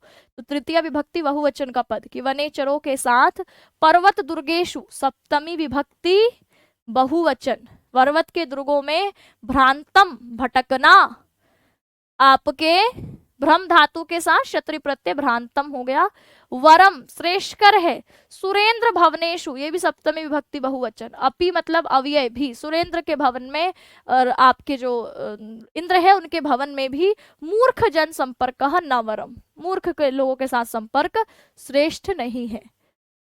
चलिए तो इसको हमने किया, सुरेंद्र भवनेशु अपि यण संधि ही। समास की बात करें तो समास में कहा पर्वत दुर्गेशु, पर्वताः दुर्गाणि च पर्वत दुर्गाणि, दुर्गम है जिनके पर्वत, द्वंद्व समास है ना, दुर्गम पर्वतों में और दुर्गम पर्वतों में। तो पर्वत दुर्गाणि ही, पर्वतों के दुर्ग और आपके पर्वतों के दुर्ग, पर्वत और दुर्ग मिलाकर के यहाँ पर द्वंद्व समास कर दिया, पर्वत दुर्गों में। वने चरही, वने चरंती इति वनचराः, तो वन में जो विचरण करते हैं, सप्तमी तत्पुरुष समास। और मुझे लग रहा है यहाँ पर आपके सप्तमी तत्पुरुष के अलावा अगर हम देखें तो वने चरंती क्रियापद है, तो क्रियापद होने से उपपद तत्पुरुष भी हो सकता है, क्रियापद के साथ समास हो तो उपपद भी हो जाता है। मूर्ख जन संपर्कः, मूर्ख चौ असौ जनः, सिर्फ मूर्ख जनः देखें तो ये आपका जो है वो मूर्ख जन कहने से कर्मधारय होगा, लेकिन इसमें संपर्क पद को जोड़ा गया है, तो मूर्ख लोगों का संपर्क, तो का पद होने से षष्ठी तत्पुरुष समास है। समास पढ़ेंगे तो बेहतर समझ में आएगा, है ना। तो इंतजार करिए जिसको समास समझ में नहीं आ रहे। सुरेंद्र भविष्णेशु, तो सुरेंद्र भवन में देखें तो सुराणाम इंद्र, तो जो देवताओं के इंद्र है, तो सुरेंद्र पद में देवताओं के इंद्र होने से षष्ठी तत्पुरुष। सुरेंद्र से भवनानि, सुरेंद्र के भवन में, तो यहाँ पर भी षष्ठी, सुरेंद्र के भवन में, इंद्र के राजा के भवन में। ठीक है, तो वनों में भ्रमण करने वाले जंगली भील आदि के साथ पहाड़ों के विकट स्थानों में भ्रमण करना तो ठीक है, लेकिन देवराज इंद्र के महलों में अगर मूर्ख व्यक्ति का संसर्ग मिल रहा है, उनका संपर्क है, तो वो मंगलकारी नहीं है। यहाँ आपकी खत्म होती है मूर्ख पद्धति। ठीक है, यहाँ पर मूर्ख पद्धति खत्म होती है। मूर्ख पद्धति में आपने पढ़े 14 श्लोक, ये तो शुरुआत के 14 श्लोक कैसे हैं, जो मूर्ख पद्धति से जुड़े हैं। ठीक, बताइए सभी को समझ में आया। यहाँ पर मूर्ख पद्धति में आप लोगों के 14 श्लोक आपने पढ़ लिए हैं। अब अगली पद्धति कौन सी पढ़ेंगे आप, अगली पद्धति है यहाँ से आगे 15वें श्लोक से विद्वत पद्धति। ठीक है, कौन सी है, विद्वत पद्धति। ठीक है, चलिए तो क्या लिखा है,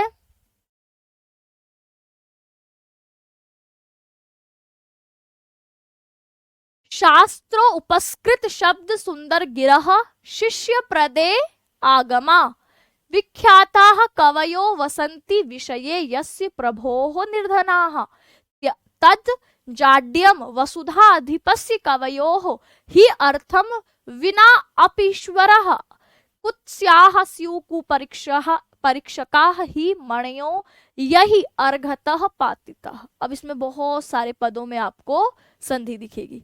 ठीक है, जैसे सबसे पहला देखेंगे, एक एक करके यहाँ पर पहले संधि के लिए संधि बताते हुए शब्दों को अलग करके देखें। ठीक है, देखिए तो क्या लिखा है, शास्त्र, और शास्त्र के बाद है उपस्कृत, उपस्कृत। ठीक है, शास्त्र और उपस्कृत। ठीक, इतने में बताइए कौन सी संधि है, शास्त्र और उपस्कृत। फिर है शब्द सुंदर गिरह, इसमें कोई संधि नहीं है। शिष्य प्रदेय आगम, इसमें आप देखेंगे शिष्य प्रदेय, शिष्य प्रदेय, और प्रदेय के बाद है आगमा, आगम है ना, आगम। ठीक, बताइए इसमें कौन सी संधि है। फिर कहा विख्यातः कवयोः वसंती विषये यस्य प्रभोः निर्धनाः, इसमें हो गया प्रभोः, विसर्ग को र हो गया है, प्रभोः, और निर्धनाः, निर्धनाः। ठीक, आगे बढ़ते हैं। तत् जाड्यम, इस पद को देखेंगे तो इसमें है तत् धन जाड्यम। इस पद को देखें तो इसमें है वसुधा धन अधिपस्य, अधिपस्य। ठीक है, इस पद को देखें तो इसमें है हमारे पास ही धन अर्थम, ही धन अर्थम। इसको देखें तो इसमें है विना अपि ईश्वराः, ईश्वराः। ठीक है, आगे बढ़ते हैं। कुत्स्याः स्युः कुपरीक्षकाः ही मणयोः यही, यही अर्घतः, अर्घतः। ये अब इसके हमने सारे पदों को अलग अलग करके लिख दिया। शास्त्र उपस्कृत शब्द में कौन सी संधि है, ये जो पढ़ा चुकी हूं उसमें एक भी गड़बड़ नहीं होनी चाहिए। शास्त्र और उपस्कृत, शास्त्र में अ है, उपस्कृत में उ है, अ और उ मिलकर यहाँ ओ बन गए, यानी यहाँ पर हमें कौन सी संधि नजर आई, गुण संधि। फिर आगे शिष्य प्रदेय आगम, प्रदेय और आगम तो आपके प्रदेयागम, तो कौन सी संधि है, दीर्घ संधि हो गई। कौन सी, दीर्घ संधि हो गई। विख्याताः कवयोः वसंती विषये यस्य प्रभोः निर्धना, विसर्ग के बाद नी है, विसर्ग संधि लिख देंगे। विसर्ग संधि में भी बहुत सारे सूत्र हैं, तो वो हम जब विसर्ग संधि पढ़ रहे होंगे तब आपको समझ में आएगा। तो यहाँ केवल आप विसर्ग संधि समझ के चलिए यहाँ पर। ठीक है, कि विसर्ग संधि में पर्टिकुलर हम एक नाम नहीं देते क्योंकि उसमें बहुत सारे सूत्र एक ही संधि में अप्लाई हो रहे होते हैं। इसके अलावा तत्जाड्यम, तत्जाड्यम में शुचुत्व संधि है जो कि व्यंजन संधि का भेद है। शुचुत्व संधि, वसुधा अधिपस्य, वसुधा में आ, इधर अ, इन दोनों में भी दीर्घ संधि है, दोनों तरफ एक जैसा है, दीर्घ संधि। यहाँ पर विसर्ग के बाद अ है, तो ये आपकी कौन सी संधि हो गई, विसर्ग संधि, विसर्ग संधि। इसके अलावा ही अर्थम, तो ही अर्थम में बताइए, किसी ने बताया, ही अर्थम में ही में ई की मात्रा और दूसरा स्वर, तो ही में ई की मात्रा है, दूसरा स्वर आ रहा है, यानी यण संधि को यणची से, तो ह आधा ई की जगह य, तो ये हिया बन गया और आगे अर्थम जोड़ दिया, तो ये इस पद में यण संधि है, यण संधि है। और विना अपि ईश्वराः, विना और अपि के बीच में दीर्घ संधि है, और अपि और ईश्वर में भी दीर्घ संधि है। छोटी ई बड़ी ई दोनों को मिलाकर बड़ी ई हो गया, कपीश्वरः, अपीश्वरः, तो ये आपकी दीर्घ संधि। ठीक है, चलिए अब इसका अर्थ करते हैं।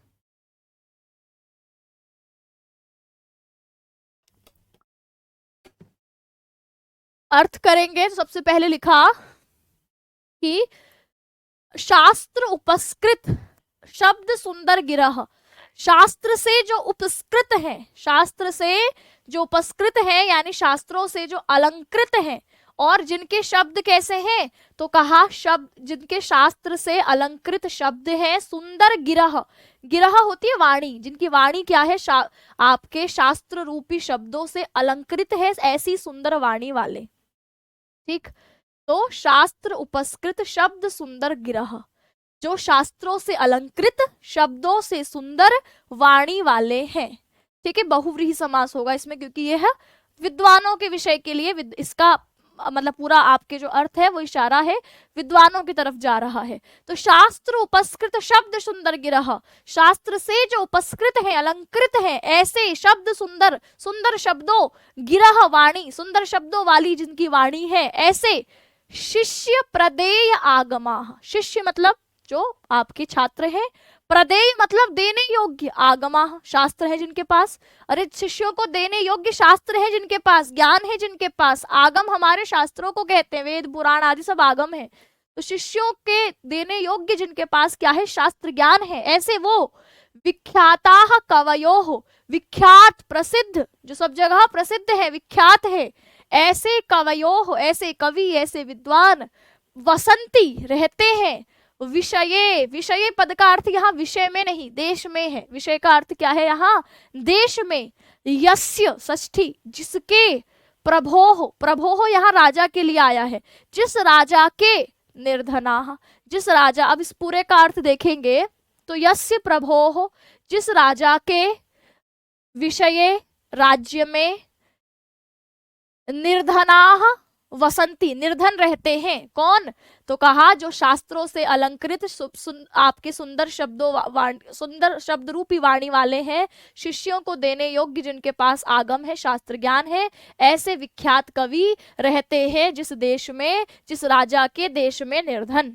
पहली लाइन का अर्थ बताओ, इसको समझने में किसी को कोई समस्या, कि वसंती रहते हैं विषय में यानी राज्य में, देश में, यस्य प्रभोः, जिस राजा के, निर्धनाः, तो अर्थ हो गया जिस राजा के राज्य में शास्त्रों से अलंकृत मधुर वाणी वाले और शिष्यों को देने योग्य शास्त्र ज्ञान वाले संपन्न प्रसिद्ध विद्वान कवि लोग निर्धन रहते हैं, वह राजा अज्ञानी है। अभी अज्ञानी है बोला नहीं, यहाँ तो इतना ही है, रहते हैं, अभी आगे अर्थ देखेंगे तो पूरा अर्थ बैठेगा यहाँ पर, है ना। अभी तो पहली लाइन में इतना ही बोला कि जो शास्त्रों से उपस्कृत है, अलंकृत है, जिनके शब्द सुंदर वाणी वाले हैं, ऐसे शिष्यों को प्रदेय आगम, शिष्यों को देने योग्य जिनके पास आगम है, शास्त्र ज्ञान है, ऐसे विख्यात कवि वसंती रहते हैं विषय उस राज्य में जिस राजा के, निर्धन। इतनी ही बात बोली है अभी। अब आगे बोला है तत्जाढ्यम, तत्जाढ्यम, जाढ्यम मतलब ही अज्ञानी है, तत् मतलब वह, जाढ्यम यानी अज्ञानी है, मूर्ख है। ठीक, वसुधा अधिपस्य, ऐसे वसुधा होती है धरती, पृथ्वी का पर्यायवाची है, अधिप मतलब राजा, तो वसुधा का जो राजा तो मूर्ख ही है, ऐसी वसुधा का राजा तो मूर्ख ही है, अज्ञानी ही है।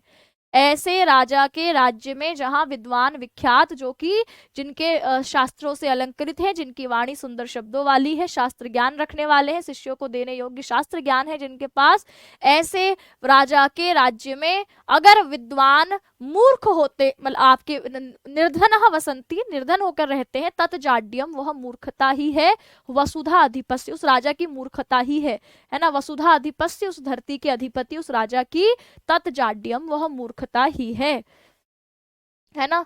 आगे लिखा अगली लाइन, कवयोः, जो कवि है, विद्वान है, कवयः शब्द प्रथमा विभक्ति बहुवचन, ऐसे कवयः, ऐसे विद्वान, ऐसे कवि ही, निश्चय ही, अर्थम, अर्थम होता रुपया पैसा धन संपत्ति, विना अपि इसके बिना भी, ईश्वराः वही तो, वो तो आपके ऐश्वर्यशाली हैं, उनके पास ज्ञान रूपी धन है, तो कहा कि ऐसे कवि विद्वान जो निर्धन होकर रहते हैं, वो तो निश्चय ही अर्थम विना अपि, धन के रुपये के बिना भी, ईश्वरः श्रेष्ठ है, महान है ना, कहा वो भी उसके बिना भी महान है ना।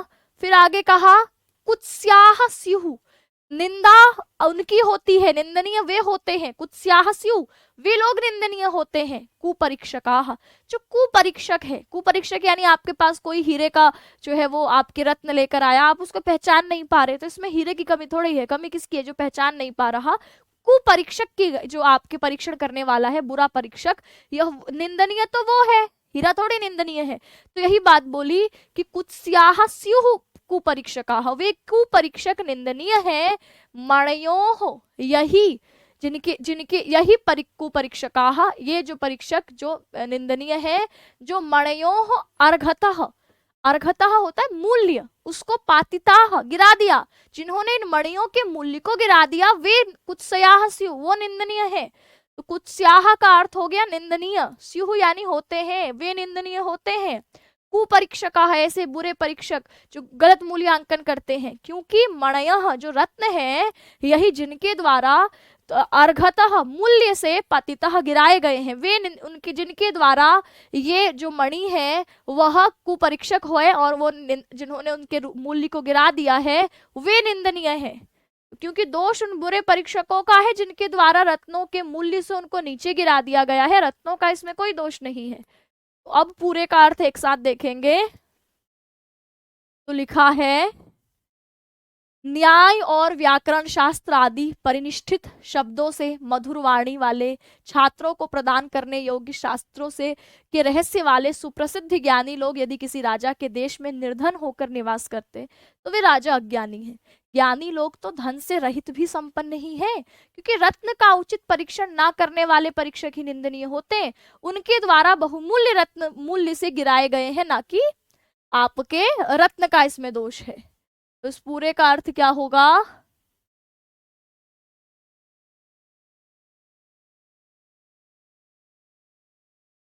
शास्त्रों से जो उपस्कृत है, अलंकृत है, शब्द सुंदर गिरह, जिनके शब्द सुंदर वाणी वाले हैं, शिष्यों को देने योग्य जिनके पास शास्त्र ज्ञान है, विख्यात है, ऐसे कवि रहते हैं जिस राजा के राज्य में निर्धन तत् जाड्यम, वो उसकी मूर्खता है, उस तत् वसुधा अधिपस्य जाड्यम, उस अधिपति उस धरती के स्वामी राजा की जाड्यम मूर्खता है। कवयः, जो कवि विद्वान लोग हैं, निश्चय ही अर्थम विना अपि ईश्वरः, अर्थ के बिना भी ऐश्वर्यशाली है, महान है। कुत्स्याः स्युः, निंदनीय तो वे होते हैं कुपरीक्षकः, निंदनीय तो वो कुपरीक्षक होते हैं जो निश्चय ही मणियों को, यही जिनके द्वारा अर्घतः मूल्य से पतितः गिरा दिया जाता है। बताइए किसी को कोई समस्या इसको समझने में? शास्त्र से उपस्कृत शब्द सुंदर गिरह वाले, शास्त्रों से अलंकृत सुंदर शब्द रूपी वाणी वाले, शिष्यों को देने योग्य शास्त्र ज्ञान वाले, विख्यात कवि, जिस प्रभो हो, जिस राजा के विषय में राज्य में निर्धनाः वसंती, निर्धन रहते हैं, तत् वसुधा अधिपस्य, उस वसुधा के अधिपति उस राजा की जाड्यम ही मूर्खता ही है, निश्चय ही। कवयः अर्थ विना अपि, कवि तो अर्थ के बिना भी, रुपये पैसे के बिना भी, ईश्वरः भवन्ति, ऐश्वर्यशाली होते हैं, महान होते हैं। ही निश्चय ही कुपरीक्षकाः कुत्स्याः स्युः, निश्चय ही ये कुपरीक्ष निंदनीय होते हैं जिनके द्वारा मणयः अर्घतः पतितः, मणियों का मूल्य गिरा दिया गया है। बताइए समझ में आ रहा है कि नीति शतम के पहले 14 श्लोकों में मूर्खों के लक्षण का प्रतिपादन किया है, अतः उन्हें मूर्ख पद्धति की संज्ञा दी है। यहाँ से प्रस्तुत पद्य से विद्वानों का लक्षण प्रतिपादित किया है, तो यह विद्वत पद्धति का एक पहला पद्य है, पहला श्लोक है। इसमें जिस राजा के राज्य में विद्वान दरिद्रता का अनुभव करता है, गरीबी का अनुभव करता है, उसमें उस राजा की निंदा की गई है। चलिए लास्ट में क्वेश्चन भी देखेंगे कि क्वेश्चन आएंगे कैसे, है ना, सवाल आप लोगों को दिखाए जाएंगे, तो उसके लिए परेशान नहीं होंगे। ठीक है, अन्वय कैसे किया जाता है भाई? अन्वय जो है वो आप शब्दों का अर्थ, जैसे अब मैं कहूं, जैसे आपको हिंदी समझ में आती है ना, मैंने कहा कि कविता है कि मदिरालय जाने को घर से चलता है पीने वाला, किस पथ से जाऊं असमंजस में है वह भोला भाला, अलग अलग पथ बतलाते सब पर मैं यह बतलाता हूँ, राह पकड़ तू एक चला चल पा जाएगा मधुशाला। कि शब्दों का क्रम व्यवस्थित नहीं है। क्यों नहीं है व्यवस्थित? क्योंकि कविता में एक लय पैदा करनी होती है, तो उसके लिए व्याकरण के नियम के वाक्य को हम भंग करते हैं और शब्दों को इधर उधर करते हैं। अब इसको जब आप हिंदी करोगे तो अन्वय कैसे करते हो कि सबसे पहले कर्ता पद आएगा, अंत में क्रिया आएगी, कि एक पीने वाला व्यक्ति घर से आपके चलता है और आपके रास्ते में सबसे पूछता है, वह असमंजस में है कि कहाँ से, वह भोला व्यक्ति असमंजस में है कि किस पथ से जाऊं, तो फिर मैंने उससे कहा कि राह पकड़कर एक चला चल तू मधुशाला को पा जाएगा। तो ये कविता थी, इसका हिंदी में आपने अन्वय किया, मतलब शब्दों को क्रम से लगाया उसके अर्थ के हिसाब से। बिल्कुल संस्कृत में भी ऐसे ही है कि हमारे पास ये आपके शब्द हैं, इन सब शब्दों का अर्थ आपको पता है, तो आप उसी क्रम से इसको अरेंज करोगे, है ना। अब ये अन्वय भी जरूरी नहीं कि मैं जो अन्वय कर रही हूँ वही अन्वय आप भी करोगे, आपके शब्दों में थोड़ा हेरफेर हो सकता है, एक शब्द इधर उधर हो सकता है, क्योंकि जैसे मैं हिंदी में अन्वय करोगे आप किसी कविता का, तो वो हर किसी का अन्वय अलग होगा, लेकिन एक समानता होगी उसमें कि व्याकरण के नियम के हिसाब से वाक्य बनाए गए हैं। तो बिल्कुल यहाँ पर भी ऐसे ही है कि हमने कहा कि जो शास्त्रों से उपस्कृत शब्द, अलंकृत शब्द, सुंदर वाणी वाले, आपके शिष्यों को देने योग्य, शास्त्रों के जानने वाले विख्यात कवि। अब ये विख्यात कवि के बाद हमें यहाँ से लेना पड़ेगा कि जिस राजा के विषय राज्य में रहते हैं, तो ये तो क्रिया के, आपके वाक्य के अर्थ के हिसाब से हम शब्दों को क्रम में कर रहे हैं, है ना। तो ये आपको जब शब्दों का अर्थ पता होता है, तो अन्वय कोई ऐसी चीज नहीं है कि आप सीखोगे, है ना। अन्वय में आपको कोई नियम बता दूं कि भाई ये होगा, ये होगा, ये होगा, शब्दों के अर्थ बनाते ही आप तुरंत अन्वय करने लगोगे, है ना। कि जिस राजा के राज्य में जस्य प्रभो, इसका ऐसे भी हो सकता है जिस राजा के राज्य में जो निर्धन कवि है, निर्धन रहते हैं, और फिर कवियों की विशेषता बतानी है, तो अब हमें ये पहले रखना पड़ेगा कि जिस राजा के राज्य में शास्त्र से उपस्कृत सुंदर शब्दों वाले, शास्त्र शिष्यों को देने योग्य विद्या वाले विख्यात कवि निर्धन रहते हैं, तो मैं यस्य प्रभवों से भी इसकी शुरुआत कर सकती थी। तो अन्वय कोई ऐसी चीज नहीं है कि आप तुरंत जो है मैं कोई नियम बताऊं और आप सीख जाओ, ये अभ्यास की बात है ना। अभ्यास की बात है, यानी आप करते करते करते जब शब्दों का अर्थ समझने लगते हो तो अपने आप अन्वय भी होने लगता है।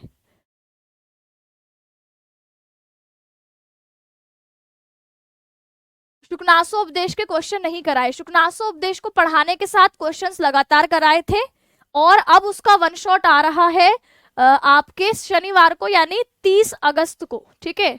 तो आप जैसे यहाँ पर यूट्यूब पर देख सकते हैं, ठीक है, यूट्यूब पर मैंने वो क्लास शेड्यूल करा दी है शनिवार को, यानी इसी शनिवार को मैंने आप लोगों से कहा था, टीचिंग बाय रोजगार विद अंकित जो चैनल है ना, टीचिंग बाय रोजगार विद अंकित चैनल पर सबसे ऊपर आपको क्लास शेड्यूल दिखेगी, ये देखिए लाइव में आप जाएंगे तो ये क्लास शेड्यूल है। इसमें आपके कादम्बरी जो कि बाणभट्ट की रचना है उसका पाठ, शुकनासोपदेश, संपूर्ण व्याख्या और महत्वपूर्ण प्रश्न। क्या समय है इसका, देखिए 30 अगस्त 10 AM पर, ठीक है। बताया था आपको उस दिन भी लास्ट क्लास में भी, और ऐसा नहीं है कि मैंने आपको बैच में क्वेश्चन कराए ही नहीं, आप तो ऐसे बोल रहे जैसे मैंने कुछ क्वेश्चन आपको कराया ही नहीं है। मैं लगातार जब भी पढ़ाती गई हूँ साथ में क्वेश्चंस करवाते हुए गई हूँ।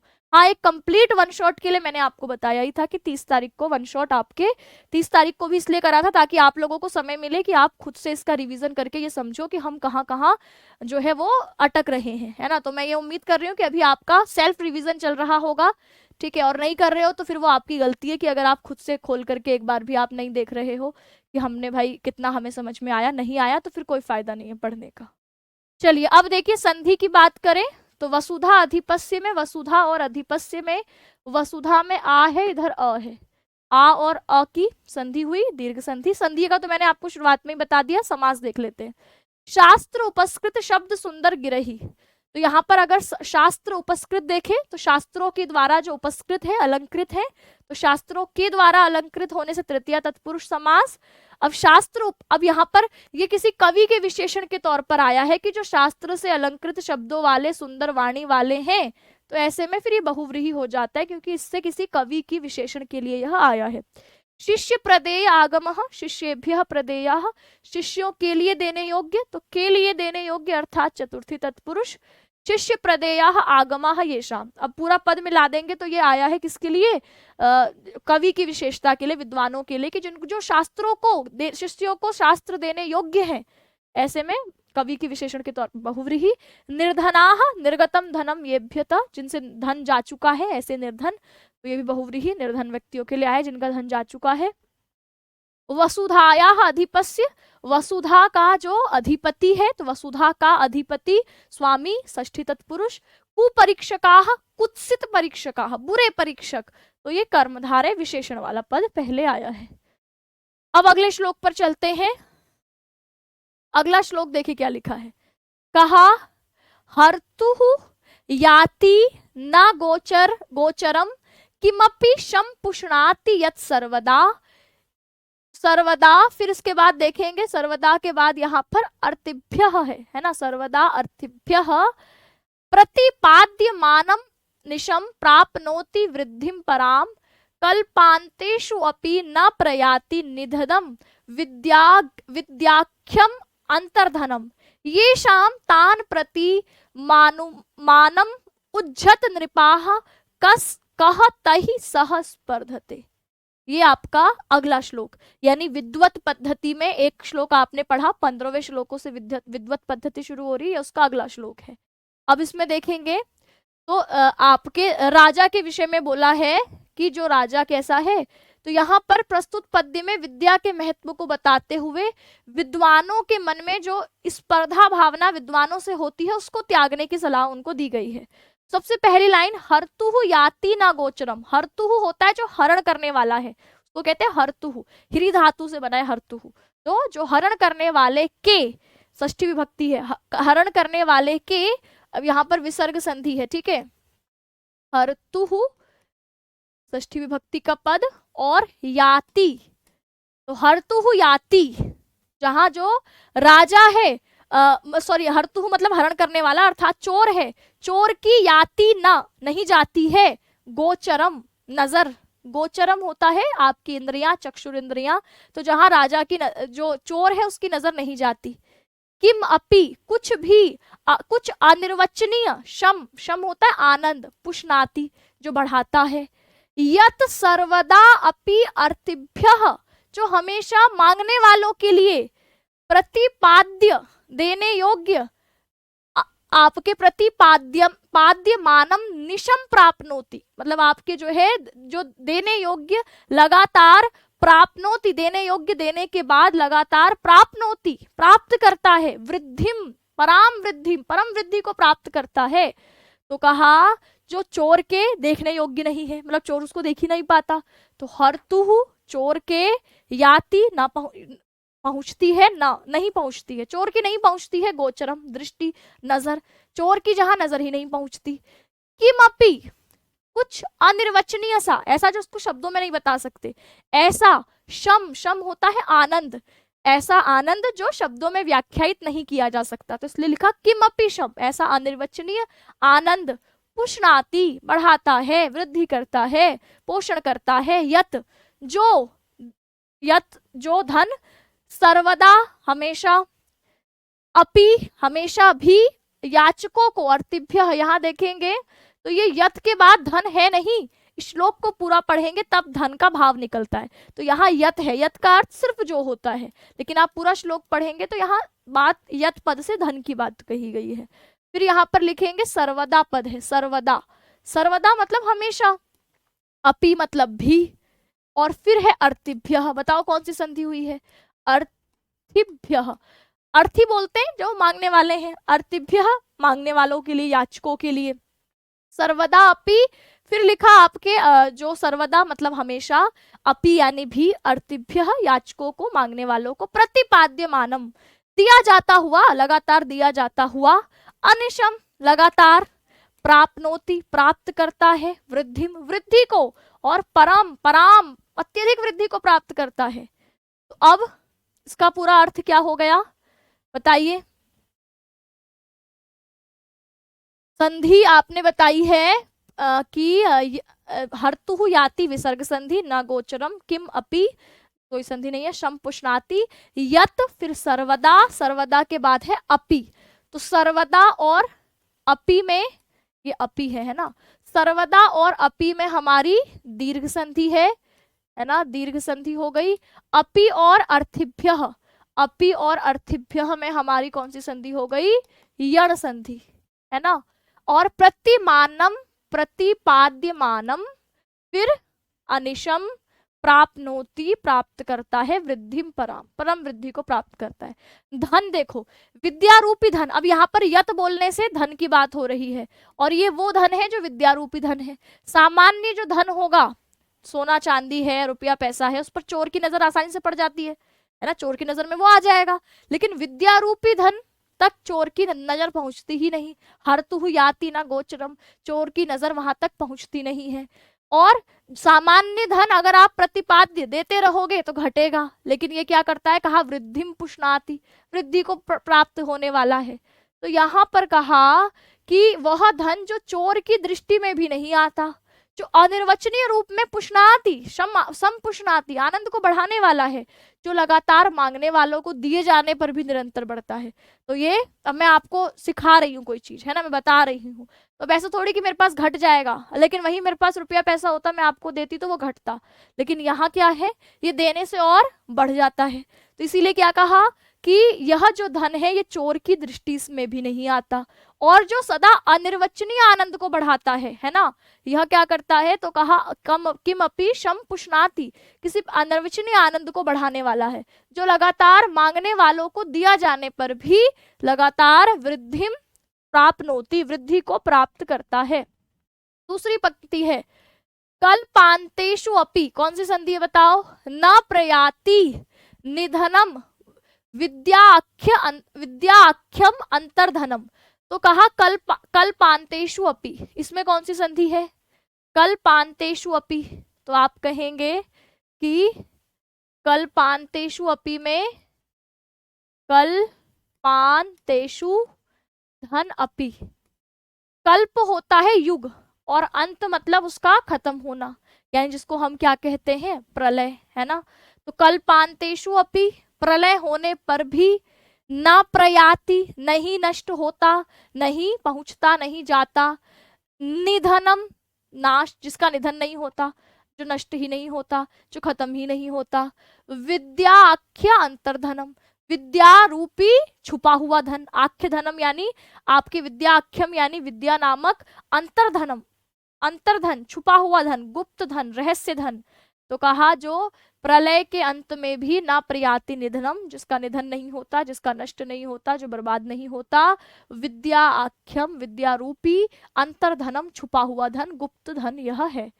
तो जो प्रलय काल में भी नष्ट नहीं होता, ऐसा विद्या नामक छुपा हुआ धन है।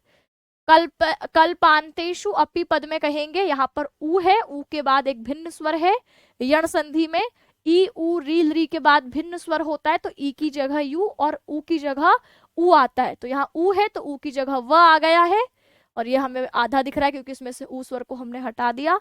तो ये ई को यणची सूत्र से यण संधि पढ़ाने के बाद भी मैं देख रही हूँ कुछ साथियों की फिर भी गड़बड़ है, तो यण संधि दोबारा पढ़िए जिनके कॉन्सेप्ट क्लियर नहीं है। तो कल्पांतेषु अपि, कल्प के अंत होने पर भी न प्रयाति निधनम, नहीं प्राप्त होता, जिसका निधन, नष्ट जो नहीं होता, नष्ट को जो प्राप्त नहीं होता यानी खत्म नहीं होता, ऐसा विद्याख्यम, विद्यारूपी, अंतर्धनम, छुपा हुआ धन, रहस्यात्मक धन है। तो जो प्रलय काल में भी नष्ट नहीं होता, ऐसा विद्या नामक छुपा हुआ धन है। ये शाम जिनके पास, तान प्रति, इनके प्रति, ऐसे लोगों के प्रति, है ना। तो कहा ये शाम जिनके पास यह धन है ना, जिनके पास यह धन है, ये छुपा हुआ धन है, तो उसके बारे में कहा ये शाम तान प्रति, और जिनके पास तान प्रति यानी उनके प्रति, मानम उज्झत, मान को त्याग दो, मानम होता है मान सम्मान, गर्व, अहंकार, उज्झत छोड़ दो, जिनके पास ये है। तो यहाँ पर ये शाम मतलब जिनके पास ये सब छुपा हुआ धन है, जिसको चोर नहीं चुराता, जो उनके आनंद को बढ़ाने वाला है, जो जितना दे रहे हैं उतना वृद्धि को प्राप्त होने वाला है ना, जो प्रलय काल में भी नष्ट नहीं हो रहा, विद्या नाम का जो छुपा हुआ धन, ये शाम जिनके पास है, तान प्रति, उन लोगों के प्रति, मानम, मान सम्मान को, गर्व अहंकार को, उज्झत त्याग दो, नृपः, नृपाह, हे राजाओं त्याग दो उनके प्रति, नृपाह बहुवचन का है, बहुत सारे राजाओं को संबोधित के, राजाओं उनके प्रति मान को त्याग दो। कस्तही में कह धन तही, कह और फिर है तही, कौन है जो उनके साथ स्पर्धा कर सकता है। अरे कौन उनके साथ स्पर्धा कर सकता है, तुम हार जाओगे, तुम धन दौलत वाले हो तो वो नष्ट होने वाले हैं, प्रलय काल में नष्ट हो जाएगा, जितना बांटोगे उतना नष्ट होगा, जितना खर्च करोगे उतना कम होगा। तुम किनके साथ स्पर्धा कर रहे हो, जिनके पास विद्या रूपी छुपा हुआ धन है, वो तो जितना उसको खर्च करते हैं, जितना मांगने वालों को देते हैं उतना ही बढ़ता है, ऐसा राजा को संबोधित करते हुए कहा है। तो हे राजाओं, जिन विद्वानों के पास यह विद्या रूपी छुपा हुआ धन है, उनके पास, उनके सामने गर्व त्याग दो, अहंकार त्याग दो, उनके साथ भला कौन स्पर्धा कर सकता है। तो अब पूरे पद को एक साथ देखिए, देखो अब यहाँ पर देखो, पूरे श्लोक का अगर आपको अन्वय करना हो, सबसे पहले आप किसको यहाँ पर बोला है, हे राजाओं त्याग दो, इस बात को लेकर बात बोली गई कि हे राजाओं त्याग दो। सबसे पहले आएगा कि हे राजाओं, है ना, अपने मानम उज्जत, मान को छोड़ दो। इनके साथ कौन स्पर्धा कर सकता है? देखो ये, हे राजाओं छोड़ दो, मान को उज्जत छोड़ दो, ऐसे तो लगाते हो आप अर्थ कि हे राजाओं मान को छोड़ दो, अपने मान सम्मान को त्याग दो, इनके साथ कैसी पर स्पर्धा। अब बीच के शब्द, अब किनके किनके लिए प्रति मान सम्मान छोड़ना है उस बात को हम एक्सप्लेन करते हैं कि हे राजाओं, यत हर्तुहु याति ना गोचरम, यत यानी जिसके, यत देखो ये वाला पद है ना, तो यत हर्तुहु जो चोर की, ना गोचरम याति नहीं, जो जिसकी नजर जाती है ना, हर्तुहु गोचरम ना याति, जहां चोर की नजर भी नहीं पहुंचती, सर्वदा किम अपि शम पुष्णाति, जो हमेशा कैसे भी अनिर्वचनीय रूप में, शम पुष्णाति आनंद को बढ़ाने वाला है, अर्थिभ्य याचकों को अनिशम प्रतिपाद्यमानम, दिन रात लगातार प्रतिपादित करता हुआ, देते हुआ भी, पराम वृद्धि प्राप्नोति, परम वृद्धि को प्राप्त करता है, कल्पांतेषु कल्प के अंत हो जाने पर भी, निधनम ना प्रयाति निधन नहीं होता, नष्ट नहीं होता, विद्याख्यम अंतर्धनम विद्या रूपी छुपा हुआ धन, ये शाम जिनका अस्ति है, तान प्रति मानम उज्जत उनके प्रति अपना गर्व त्याग दो, तहि सह कह स्पर्धयते उनके साथ कैसी प्रतिस्पर्धा। ठीक है, अब इसमें एक एक करके देखो।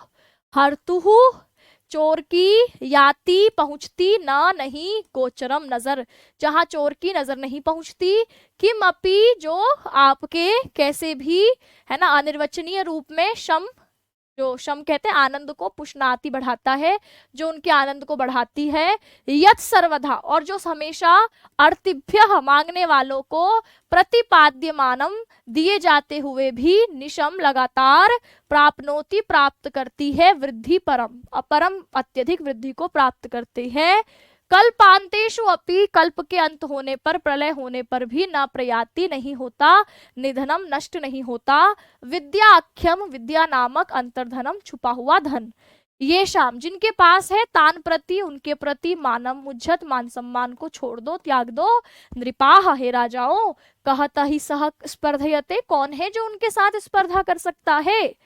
ये आपका पूरा इसका अर्थ हो गया। तो अब इस पूरे का अर्थ एक साथ देखेंगे कि हे राजाओं, विद्या एक ऐसा धन है जो चोरों की दृष्टि में भी नहीं आता, जो सदा आनंद बढ़ाता है, जो लगातार दूसरों को देने पर भी बढ़ता ही जाता है, और जो प्रलय काल में भी नष्ट नहीं होता। जिन विद्वानों के पास यह विद्या रूपी छुपा हुआ धन है, उनके सामने अपने गर्व को त्याग दो, क्योंकि उनके साथ कौन प्रतिस्पर्धा कर सकता है। यह बात यहाँ पर बोली गई है। ठीक है, एक आपके कठिन शब्दों के अर्थ हो गए। संधि में आप देख ही सकते हो, हर्तुहु याति, विसर्ग को र हो गया है, विसर्ग संधि, सर्वदा अपि दीर्घ संधि, सर्वदा अपि में, अपि अर्थिभ्य, अपि और अर्थिभ्य में यण संधि, कल्पांतेषु अपि में भी यण संधि, विद्याख्यम विद्याधन आख्यम दीर्घ संधि, कह तहि विसर्ग को आपके सा आदेश हो गया है, विसर्ग संधि। समास में देखें तो कल्पांतेषु, कल्पा नाम अंतः कल्पांतः, जहां युगों का अंत हो उसको कल्पांत कहते हैं, का अंत होने से षष्ठी तत्पुरुष।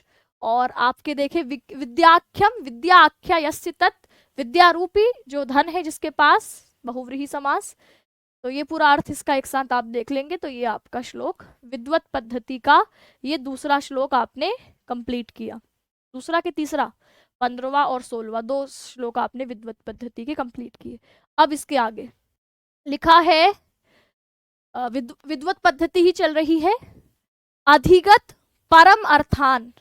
ठीक है, अधिगत परम अर्थान पंडितान मानम आपके माँ अव मंस्था, माँ को अलग करेंगे, माँ के बाद है अव मंस्था, त्रिणम इव लघु लक्ष्मी है ना, लक्ष्मी फिर न फिर एव, लक्ष्मी न एव, तान सन ऋणद्धि, तो सम उपसर्ग है फिर ऋणद्धि है, अभिनव मद लेखा श्याम गंड स्थला नाम, न भवती बिस तंतुर्वाणम, बिस तंतु के बाद विसर्ग है फिर वारणम वारणा नाम। अब कहा अधिगत परम अर्थान, अधिगत मतलब अध्ययन कर चुके हैं, जान चुके हैं, परम अर्थान परम अर्थ को, परम अर्थ को, परम ज्ञान को जो अधिगत कर चुके हैं, जान चुके हैं, ऐसे पंडितान, ऐसे विद्वानों को माँ अवमंस्थाः, उनके प्रति अवमंस्थ मत रहो, अनादर मत करो, अपमान मत करो। तो अधिगत परम अर्थान पंडितान, ऐसे पंडित जो अधिगत कर चुके हैं, परम अर्थ को जान चुके हैं, परम ज्ञान को, उनके प्रति माँ मतलब नहीं, अवमंस्थाः, इसमें कौन सी संधि हुई है बताओ? माँ धन अवमंस्थाः, अनादर उनके प्रति मत करो, उनके प्रति जो है अनादर ना करो। तो बताओ, माँ में आ है, इसमें अ है, तो कौन सी संधि कहते हैं इसको? दीर्घ संधि। कि हे राजन, परम सत्य को जान चुके विद्वानों का अनादर मत करो। ठीक है, ये विद्वत पद्धति चल रही है। तृणम इव लघु लक्ष्मी ना एव तान संरुणद्धि। तृणम इव, तृणम मतलब तिनका, इव यानी समान, तिनके समान, लघु छोटी, लक्ष्मी ही तिनके के समान छोटी है लक्ष्मी ही, न एव नहीं, तान उनको, समरुणद्धि रोक सकती है। तिनके के समान छोटी लक्ष्मी, तुच्छ लक्ष्मी उनको रोक नहीं सकती है। तो उनके प्रति अपना ये जो अहंकार है, या कहो इसको त्याग करके उनको क्या दो, उनका अनादर मत करो। तो कहा त्रिनाम इव, तिनके के समान, लघु तुच्छ है लक्ष्मी ही धन संपत्ति, ना एव बिल्कुल भी नहीं, संरुणद्धि उनको बांध सकती। उनके लिए धन तुच्छ तिनके जैसा है, उनको धन बांध नहीं सकता। फिर कहा अभिनव अभिनव मद लेखा। अभिनव मद लेखा क्या होती है? अभिनव मतलब जो नया नया, जवान।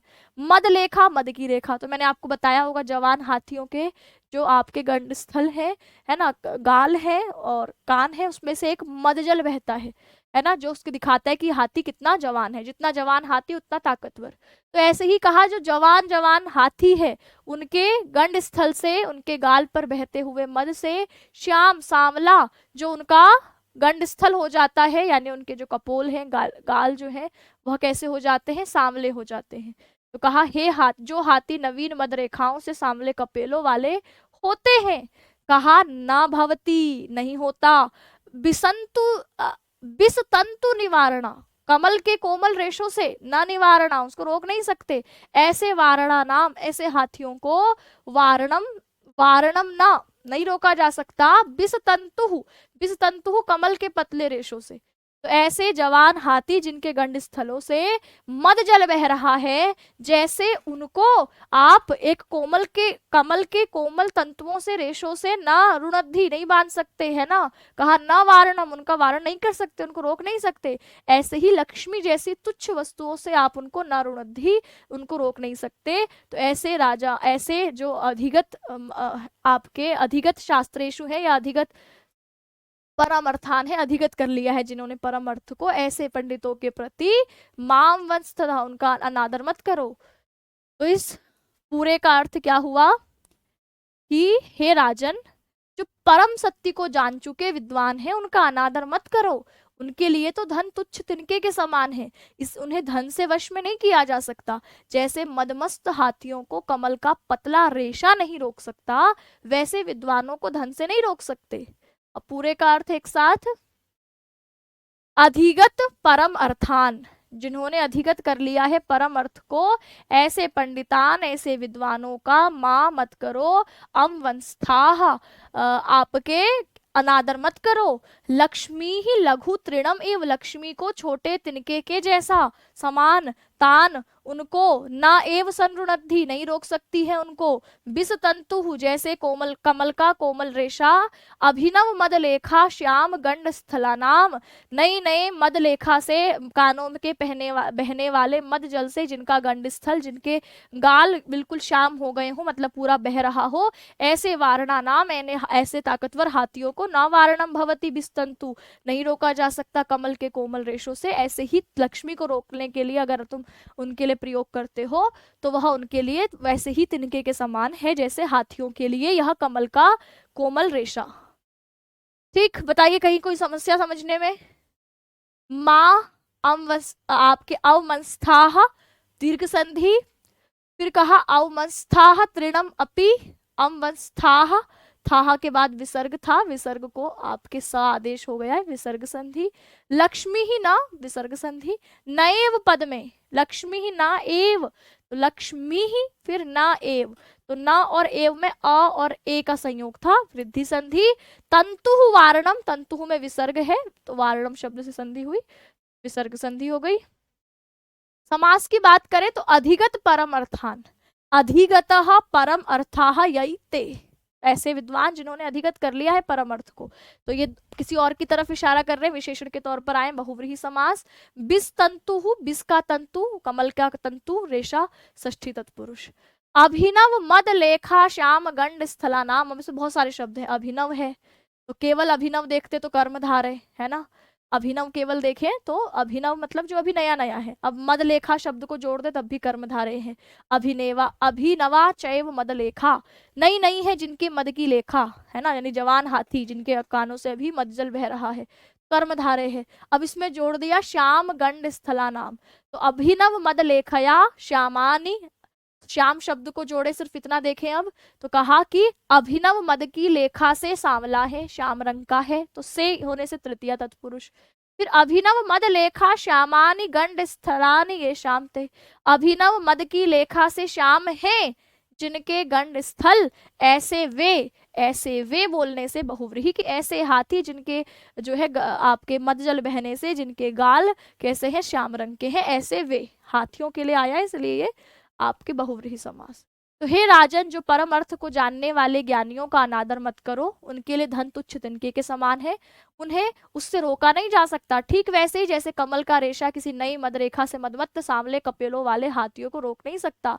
अर्थात हे राजन, शास्त्रों के ज्ञान से परोपकार में लीन विद्वानों का अपमान मत करो, क्योंकि उनके लिए तो धन तुच्छ तिनके के समान है, अतः उनसे उसे वश में नहीं किया जा सकता। ठीक उसी प्रकार जैसे नवीन मदरेखा से काले कपोलों वाले मदमत्त हाथी को कमलनाल से बांधकर रोका नहीं जा सकता। ठीक, चलिए आगे देखते हैं। 20 तक करेंगे हम, 18, 19, 20 3 श्लोक रहते हैं, फिर हमारा समय भी हो जाएगा, कुछ क्वेश्चंस देखेंगे और आज की क्लास को एंड करेंगे और 1 बजे फिर व्याकरण में मिलेंगे। ठीक है, तो देखिए अब क्या कहा है, अब श्लोक है अम्भोजिनी वन विहार विलो, आपके विहार विलासम इव हंसस्य हंति नितराम कुपितो विधाता नात्वस्य दुग्ध जल भेद विधौ प्रसिद्धाम वैदग्ध्य कीर्तिम अपहर्तुम असौ समर्थाः। तो अब यहाँ पर अगला लाइन क्या आ रही है, अम्भोजिनी, अम्भोजिनी होता है जो कमल का वन है ना, कमलिनियों का वन है, कमल का जो वन है, तो अम्भोजिनी वन कमल रूपी जो वन है, विहार, विहार यानी उसमें क्रीड़ा करने वाले, विलास यानी मजे करने वाले, आनंद लेने वाले, तो अम्भोजिनी कमल वन में, जो कमल के सुंदर सुंदर वनों में घूमकर आनंद लेने वाले, हंसस्य, अच्छा विलासम इव, विलासम, अच्छा विलासम के बाद इव नहीं है, एव है, विलासम पद में म आधा है, विलासम, विलासम है ना, तो म आधा है तो फिर इसमें आगे वाला ए जुड़कर विलासम एव बना है। अगर म पूरा होता तब जाके आगे इव होता, क्योंकि फिर गुण संधि है, तो यहाँ गुण संधि नहीं है, यहाँ विलासम में म आधा है, आगे वाला ए जुड़ गया है। तो अम्भोजिनी वन विहार विलासम एव, तो अम्भोजिनी के वन में, कमलिनी के वन में विहार घूमकर, विलासम एव आनंद ही, हंसस्य हंति, हंस का हंति रोका जा सकता है, नष्ट कर सकते हैं, नितराम, नितराम यानी अत्यधिक, जो कुपित विधाता है, जो कुपित विधाता यानी क्रोधित विधाता, अगर ब्रह्मा बहुत क्रोधित हो गए, विधाता मतलब ब्रह्मा, तो ब्रह्मा नितराम कुपितः, बहुत अत्यधिक क्रोधित हो गए, तो क्या कर सकते हैं, अम्भोजिनी, अम्भोजिनी वन विहार विलासम एव हंसस्य हंति, हंस के कमल वन में घूमने का जो आपके आनंद है उसको आप क्या कर सकते हैं, रोक सकते हैं। ठीक है, तो क्या कहेंगे कि अम्भोजिनी वन विहार विलासम एव, अम्भोजिनी वन में विलास करने के जो हंस का आनंद है उसको नष्ट कर सकते हैं, नितराम कुपितो विधाता, जो बहुत अत्यधिक क्रोध में आ जाए ऐसे विधाता।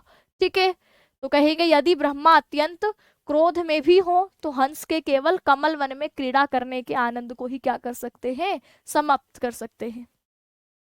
आगे लिखा नात्वस्य, ठीक है, नातु अस्य। अब नात्वस्य बताइए कौन सी संधि है यहाँ पर, इसमें कोई संधि थी, अम्भोजिनी, फिर वन विहार, फिर विलासम, फिर एव, हंसस्य, हंति, नितराम, कुपितो, विधाता। तो यहाँ संधि वाला कोई पद नहीं आया है।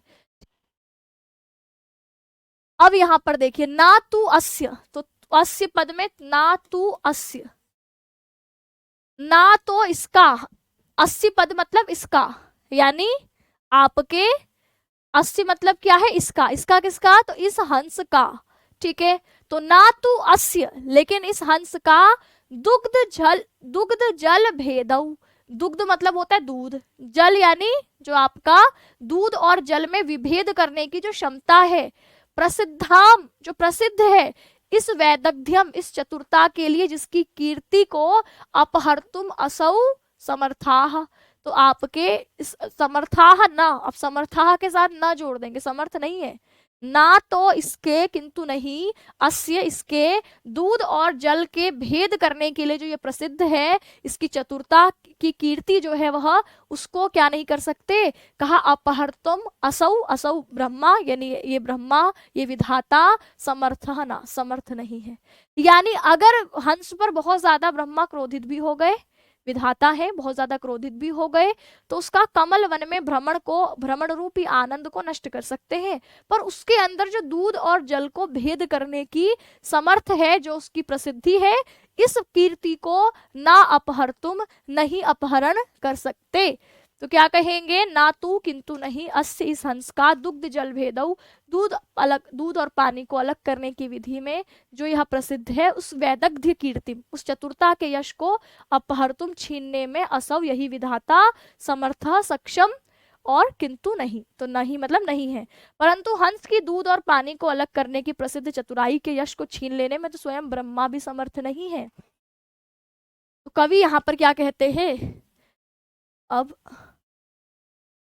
अब इस पूरे का अर्थ क्या हो गया कि नितराम कुपितः विधाता, नितराम अत्यधिक, कुपितः क्रोधित, विधाता, हंसस्य हंस के, अम्भोजिनी वन विहार विलासम, कमल वन में घूमने के आनंद को ही हंति नष्ट कर सकते हैं, अस्य इसके, दुग्ध जल भेद विदौ, दूध और जल के भेद करने की विधि को लिए प्रसिद्ध, वैदग्ध्य कीर्तिम चतुरता की प्रसिद्धि को अपहरण करने में तू असौना समर्थ है, ये भी समर्थ नहीं है।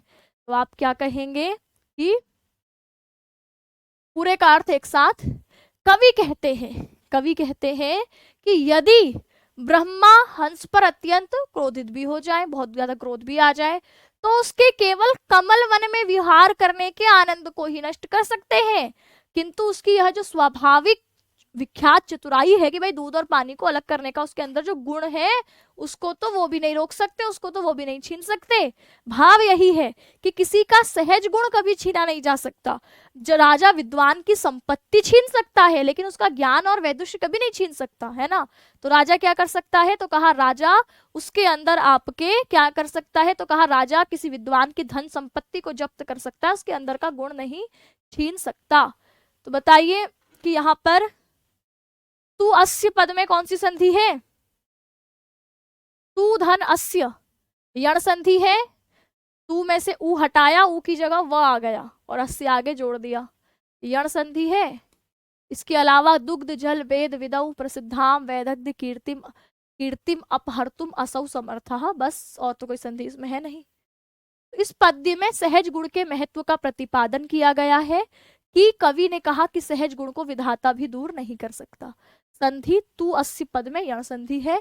समास की बात करें तो पहला वाला पद हमारे पास यहाँ पर क्या है, अम्भोजिनी वन विहार विलासम। तो अम्भोजिनी नाम वनम, कमल रूपी वन जो है, कमलों का जो वन है, तो का वन है षष्ठी तत्पुरुष। फिर अम्भोजिनी वने विहारः, अम्भोजिनी वन में विहार तो सप्तमी तत्पुरुष। अम्भोजिनी वन विहारस्य विलासः, अम्भोजिनी वन में विहार का विलास तो का पद से यहाँ पर षष्ठी तत्पुरुष हो गया। ठीक है। दुग्ध जल भेदौ, दुग्ध जल, दुग्ध और जल सिर्फ इतना ही है तो द्वंद्व समास, दूध और जल। फिर है दुग्ध जले, दुग्ध जलयोः भेदः, दुग्ध और जल का भेद, का होने से षष्ठी तत्पुरुष। दुग्ध जल भेदः, दुग्ध जल भेदस्य विधि, दुग्ध जल के भेद की विधि षष्ठी तत्पुरुष। और दुग्ध जल भेद विधि तस्मिन्, ऐसा व्यक्ति जिसमें दुग्ध और जल को भेद करने की शक्ति है। वैदग्ध्य कीर्तिम, वैदग्ध्येन कीर्ति, चतुरता से जो उसको कीर्ति मिली है, चतुरता से कीर्ति प्रसिद्धि यश मिला है, तो तृतीय तत्पुरुष समास हो गया। ऐसे हंस की बात यहाँ पर हो रही है। अब लास्ट के 2 श्लोक और रहते हैं जिसमें लिखा है, ये भी आपने पहले मतलब पढ़ रखा होगा कहीं ना कहीं। केयूराणि ना भूषयन्ति पुरुषम, हारा ना चंद्रोज्ज्वला, न स्नानम न विलेपनम न कुसुमम न अलंकृताः मूर्धजाः, वाणी एका सबलंकरोति पुरुषम या संस्कृता धार्यते, क्षीयन्ते खलु भूषणानि सततम वाग्भूषणम भूषणम। तो ये भी श्लोक आपने कहीं ना कहीं जरूर पढ़ा होगा। ठीक है, तो आप क्या कहेंगे कि केयूराणी ना भूषयन्ति, केयूराणी होते हैं बाजूबंद, बहुवचन का पद है ये। केयूराणी ना भूषयन्ति, नहीं आभूषित करते, बाजूबंद आभूषित नहीं करते। पुरुषम, पुरुष को। हार ना चंद्रोज्ज्वला, न चंद्रमा के समान उज्ज्वल हार ही उसको सुशोभित करते हैं। तो केयूराणी बाजूबंद, ना भूषयन्ति शोभा नहीं देते, पुरुषम पुरुष को, ना हारा और नहीं हार, चंद्रवाज्ज्वला चंद्रमा के समान उज्ज्वलित कांति वाले हार भी उसको शोभा नहीं देते। तो बाजूबंद मनुष्य को शोभा नहीं देते, ना ही चंद्रमा की तरह चमकते हुए हार मनुष्य को शोभा देते हैं। ना स्नानम, ना ही स्नान करके वो सोचे कि मैं को बहुत सुंदर हो जाऊंगा, तो कहा ना स्नानम। ना विलेपनम, विलेपन होता है कि आपने कुछ लगा लिया है ना, अच्छी अच्छी चंदन आदि का लेप लगा दिया, कोई क्रीम लगा ली कि भैया मैं सुंदर हो जाऊंगा, तो कहा ना विलेपनम। ना कुसुमम, आपने बालों वालों में कहीं फूल वूल लगा लिया कि सुंदर लगूंगा, तो कहा ना कुसुमम। ना अलंकृता मूर्धजा, नहीं सजाए हुए बनाया हुआ हेयर स्टाइल आपको सजाता है ना, तो मूर्धजा क्या है, ना अलंकृत मूर्धजा, अलंकृत मतलब सजाए गए, मूर्धजा मतलब केश। ठीक है, तो ना स्नान आपको सुंदर बनाता है, ना चंदन आदि का लेप, ना पुष्प, ना ही सजे हुए बाल, किसी को वास्तविक शोभा नहीं देते। कहा वाणी एका, कौन सी संधि है बताओ, वाणी धन एका, कौन सी संधि है। कहा एकमात्र वाणी समलंकरोति, अच्छा आपका अलंकरण करती है, आपको सुशोभित करती है, आपको शोभा प्रदान करती है। पुरुषम, पुरुष को, एकमात्र वाणी ही शोभा देती है पुरुष को। या संस्कृता धार्ये, जिसमें आपके क्या है, तो कहा जो आपकी धारण करने वाली है, सुसंस्कृत होकर मुख में धारण होने वाली है, ऐसी वाणी ही एकमात्र समलंकरोति पुरुषम, अलंकृत करती है पुरुष को। तो केवल सुसंस्कृत वाणी ही मनुष्य को वास्तव में सुशोभित करती है। तो वाणी एका पद में ई के बाद ए आया है, ई हटा, ई की जगह य में आगे वाला ए जुड़ गया, तो यण संधि है। इसके अलावा तो कहीं पर कोई आपके संधि का पद नहीं है। हाँ, यहाँ पर भी है, ना अलंकृता, ना धन अलंकृता, ना अलंकृता, ना में अ है, अलंकृता में अ है। गुण संधि कैसे कह रहे भाई, मतलब क्या ही करा जाए, है ना। संधि पढ़ाने के बाद ये हाल है तो शर्म आनी चाहिए आप लोगों को कि आप तैयारी कर रहे हो LT ग्रेड की और संधि पढ़ाने के बाद गलत बता रहे हो।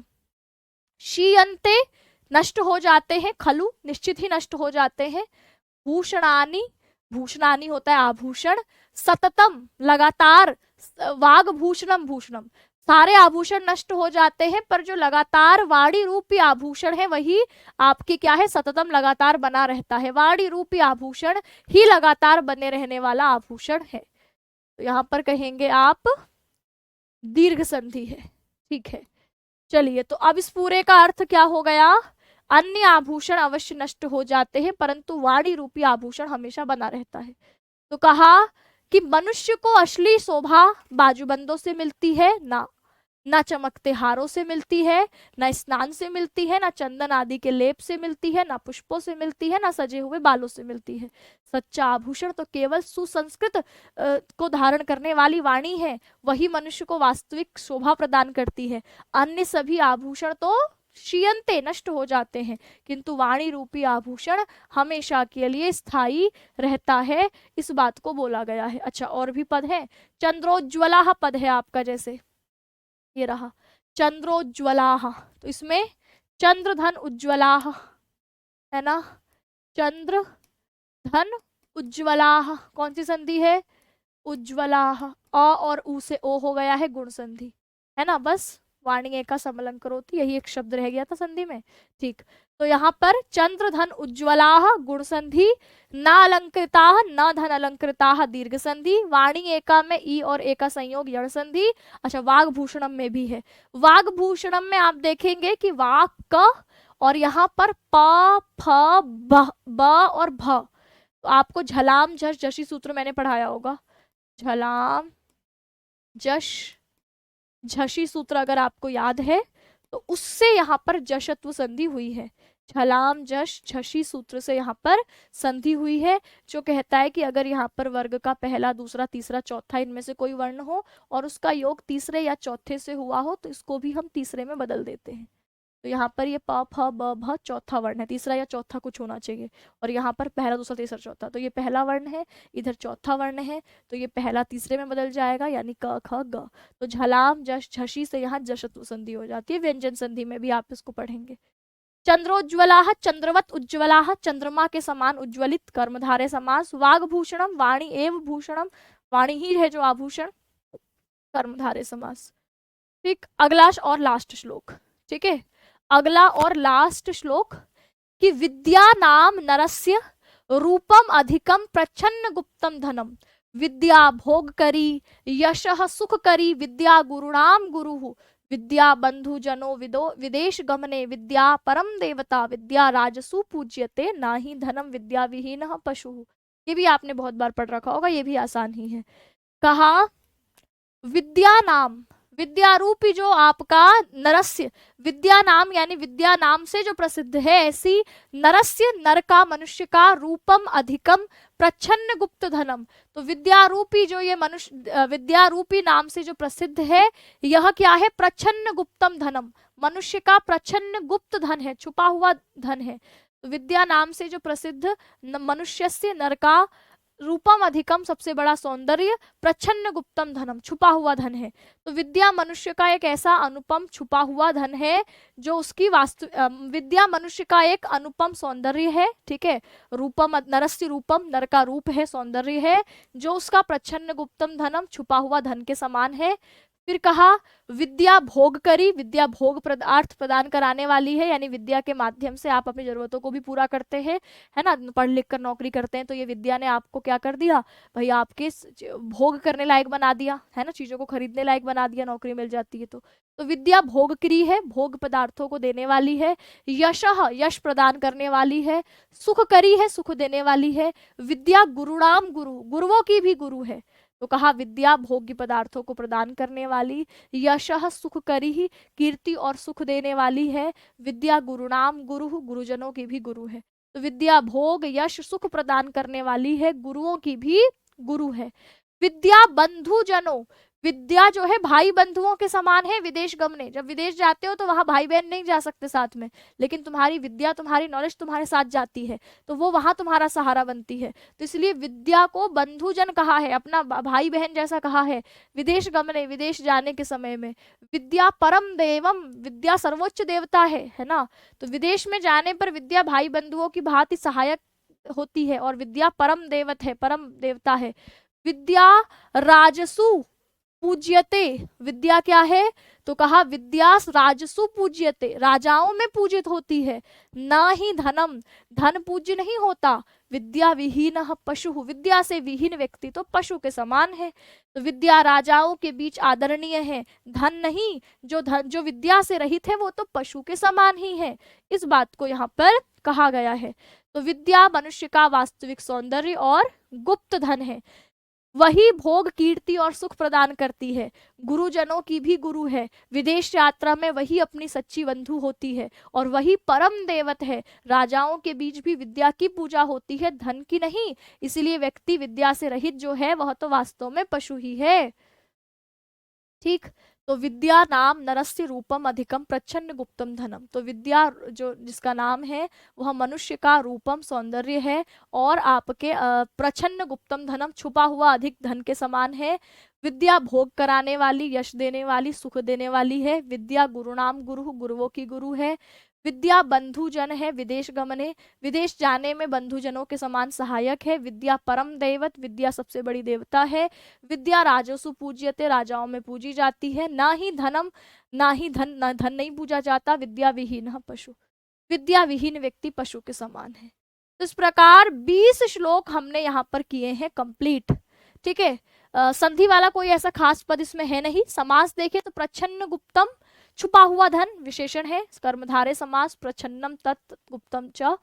भोग करी, भोगम करोति, भोग करी क्रिया के साथ समास हो रहा है, नित्य समास प्लस आपका तत्पुरुष उपपद तत्पुरुष समास। यशः सुख करी, यशः च सुखम च यशः सुखम।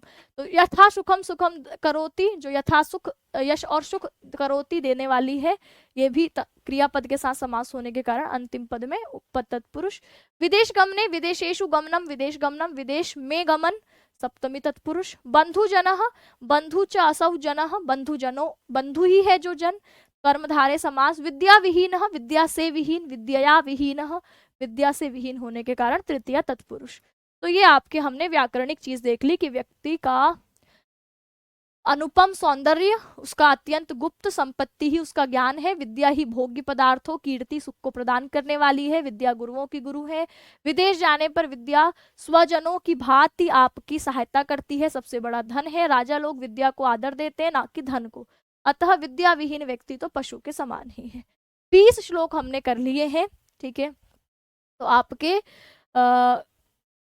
कितने श्लोक करने, 10 दिन, यानी आज से आप जोड़ लो तो लगभग 9 दिन हमें और लगेंगे। 90 श्लोक और रह गए। 111 श्लोक थे, 111 में से हमने 21 कर लिए। एक मंगलाचरण कर लिया, 10 आपके हमने कल श्लोक पढ़े थे, 10 आज कर लिए, 21 कर लिए। 90 श्लोक और रहते नीति शतकम के। तो लगभग मैं अनुमान लगा के चल रही हूँ कि अगर हम 10-10 का एवरेज रोज लेकर चलते तो 9 दिनों में आपकी ये नीति शतकम खत्म होगी। फिर हम नेक्स्ट किरातार्जुनीयम, अभिज्ञान शाकुंतलम, जो बाकी सारी ग्रंथ है उनको पढ़ेंगे। ठीक है, कुछ क्वेश्चंस हैं लेकिन अभी समय आपका आज्ञा नहीं दे रहा क्वेश्चंस की। या 5 मिनट में कर लेते हैं, अभी है 7 मिनट, है ना, कर लेना, किसी की क्लास है।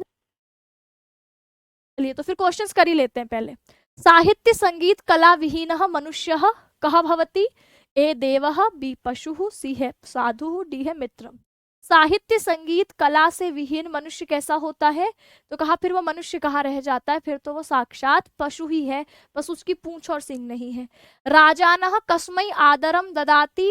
राजा किसको आदर देते हैं? धनाय, विद्वद्भ्यः, शूराय, भृत्याय। राजानः कस्मै आदरम ददाति? राजा किसको आदर देते हैं? तो आप कहेंगे विद्वद्भ्यः, विद्वानों को, है ना। राजसु आपके विद्या पूज्यते, राजाओं में भी विद्या पूजी जाती है, ना ही धनम, धन नहीं पूजा जाता। कह भूषणम सदा शोभते? ए है केयूरः, बी है हारः, सी है वाणी, डी है पुष्पम। अभी अभी पढ़ रखा है तो अभी तो गड़बड़ नहीं होगी, है ना। तो थोड़ा सा कौन से अभी क्वेश्चन सही हो रहे हैं तो इसका मतलब है कि हाँ, आपको चीजें आज जो पढ़ी थी वो समझ में आई हैं। लेकिन आप ये कॉन्फिडेंस में आ जाओ कि हमारा तो बिल्कुल ही ये क्लियर हो गया है, ऐसा नहीं। जब आप पूरा सब मिक्स करके क्वेश्चंस देखोगे तो वहां आप आते हुए सवाल भी गड़बड़ करने के चांसेस ज्यादा रहते हैं, है ना। भूषणः कह भूषणम सदा शोभते? तो कहोगे वाणी एका समलंकरोति, वाग भूषणम भूषणम सततम, है ना। तो वाणी रूपी आभूषण ही कैसा है? तो कहा जो सदा रहता है, सुसंस्कृत वाणी को जो धारण करता है, वाणी रूपी आपकी जो आपका अलंकार है वो शोभा को बढ़ाता है। और यह कैसा है? कहा सततम वाक्भूषणम भूषणम, हमेशा रहने वाला है ये वाक्भूषणम, वाणी रूपी आभूषण। मूर्खस्य नास्ति औषधम इत्यस्य भावः कः?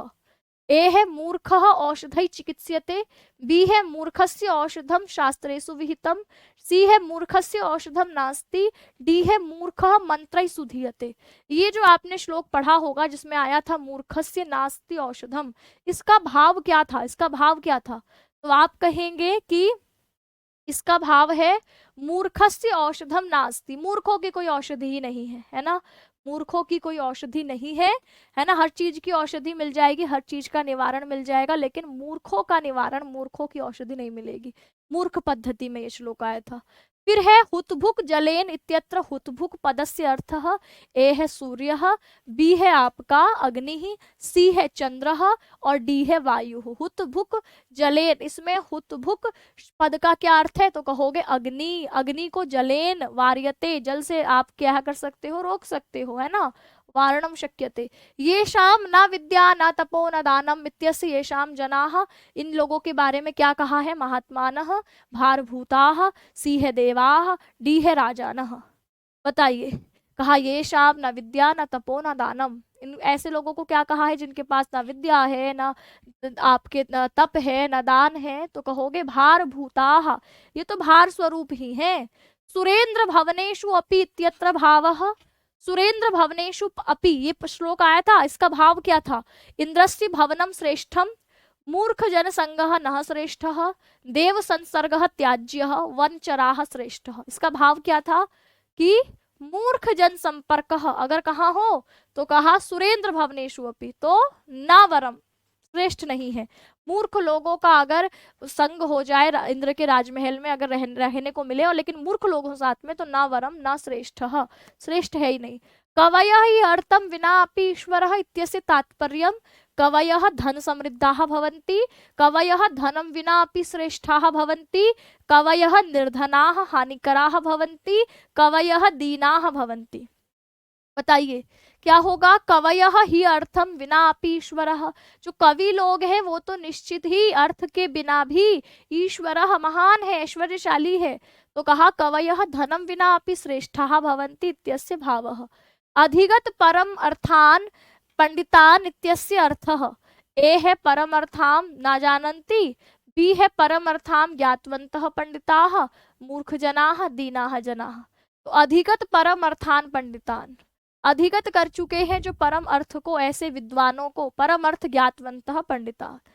दुग्ध जल भेद विधौ प्रसिद्धा इत्यस्य प्रतीकः, यह किसका प्रतीक था, दुग्ध जल भेद करने के लिए जो प्रसिद्ध है, यह किसका प्रतीक था, हंसस्य सौंदर्य, हंस की सुंदरता का, हंसस्य वैदग्ध्यम, हंस की चतुरता का, हंसस्य दुर्बलता, हंस की दुर्बलता का, या हंसस्य ज्ञानम, हंस के ज्ञान का। तो कहेंगे हंसस्य वैदग्ध्यम, वैदग्ध्यम होती चतुरता, प्रवीणता, तो यहाँ पर हंस की चतुरता का गुण था यह कि वह दूध और जल में विभेद कर पाता है। वाणी एका समलंकरोति पुरुषम इत्यस्य भावः, वाणी एव पुरुषस्य शोभा, भूषणानि पुरुषस्य शोभा, हाराः पुरुषस्य शोभा, स्नानम शोभा। यह क्या कहता है, वाणी एका समलंकरोति पुरुषम, इसका भाव क्या है तो कहोगे इसका भाव है कि वाणी एव पुरुष से शोभा, वाणी ही पुरुष की शोभा है जो उसका अलंकरण करती है, ना तो आपके आभूषण, आभूषण नहीं, वह तो वाणी रूपी आभूषण ही उसकी शोभा को, उसकी सुंदरता को बढ़ाने वाला होता है। विद्या विहीनः पशु इत्यत्र भावः, इसका भाव क्या था, विद्या विहीनः पशु, तो कहोगे विद्या विहीन व्यक्ति पशुवत होता है, पशुओं के समान ही होता है, ये भाव इसका था। चलिए ठीक है। मेंस के लिए आंसर, राइटिंग के लिए आप कुछ इन क्वेश्चंस की प्रैक्टिस कर सकते हैं, जैसे शक्यो वार्यतुम, इस इत्यादि पद्य की व्याख्या करिए। सवाल कैसे आएगा, जो हमने श्लोक देखा था शक्यो वार्यतुम से शुरुआत हुई थी आज की क्लास की, तो ये आ सकता है कि इस श्लोक की आपको व्याख्या करनी है, 125 शब्दों में करनी है, तो फिर वहां आप हर शब्द का अर्थ, फिर उसका अन्वय, फिर उसकी व्याख्या करते हैं, तो 125 शब्द अपने आप हो जाएंगे। संधि समास आदि बता देते हैं, तो ये आप इससे विस्तार से ऐसे वर्णन कर सकते हैं। मृत्यलोक के शब्द में कौन सा समास है। अब आपके अंभोजिनी वन विहार इत्यादि श्लोक का क्या आशय है, राजा लोग किसको आदर देते हैं, वाघ भूषणम, भूषणम की व्याख्या कीजिए। तो ये वो जो मेंस में आपको हेल्प कर सकते हैं। इस पूरे सारांश लिखा हुआ है आगे, तो आप इसको पूरा पढ़ लीजिएंगे, तो पूरा अभी आपने अभी तक क्या पढ़ा इसको समझ जाएंगे, कुछ कठिन शब्दों के अर्थ हैं, और इसके साथ ही आज की क्लास को एंड करेंगे। नीति शतकम में हम 21 श्लोक पढ़ चुके हैं और 90 श्लोक और पढ़ने हैं, तो अभी 1 बजे व्याकरण की क्लास होगी, उसको आप देख सकते हैं। शुरुआत में जो आपके एप्लीकेशन पर व्यू कोर्स पर जाते हैं, शुरुआत में जो फोल्डर है 10 AM, उसमें संस्कृत की साहित्य की क्लासेस, और सबसे अंत में, क्योंकि बीच में आपकी GS वाली क्लासेस हैं, biology, history, geography, economics, UP GK, static GK, है ना, ये सब है, पॉलिटी, तो लास्ट में संस्कृत का फोल्डर है, तो उसमें व्याकरण की सारी क्लासेस हैं। तो उसमें हम संधि प्रकरण कर रहे हैं, तो आज हम संधि प्रकरण को ही आगे बढ़ाएंगे। 1 बजे मुलाकात होगी, 1 घंटे रेस्ट करिए। तब तक के लिए सभी साथियों को नमस्कार, धन्यवाद।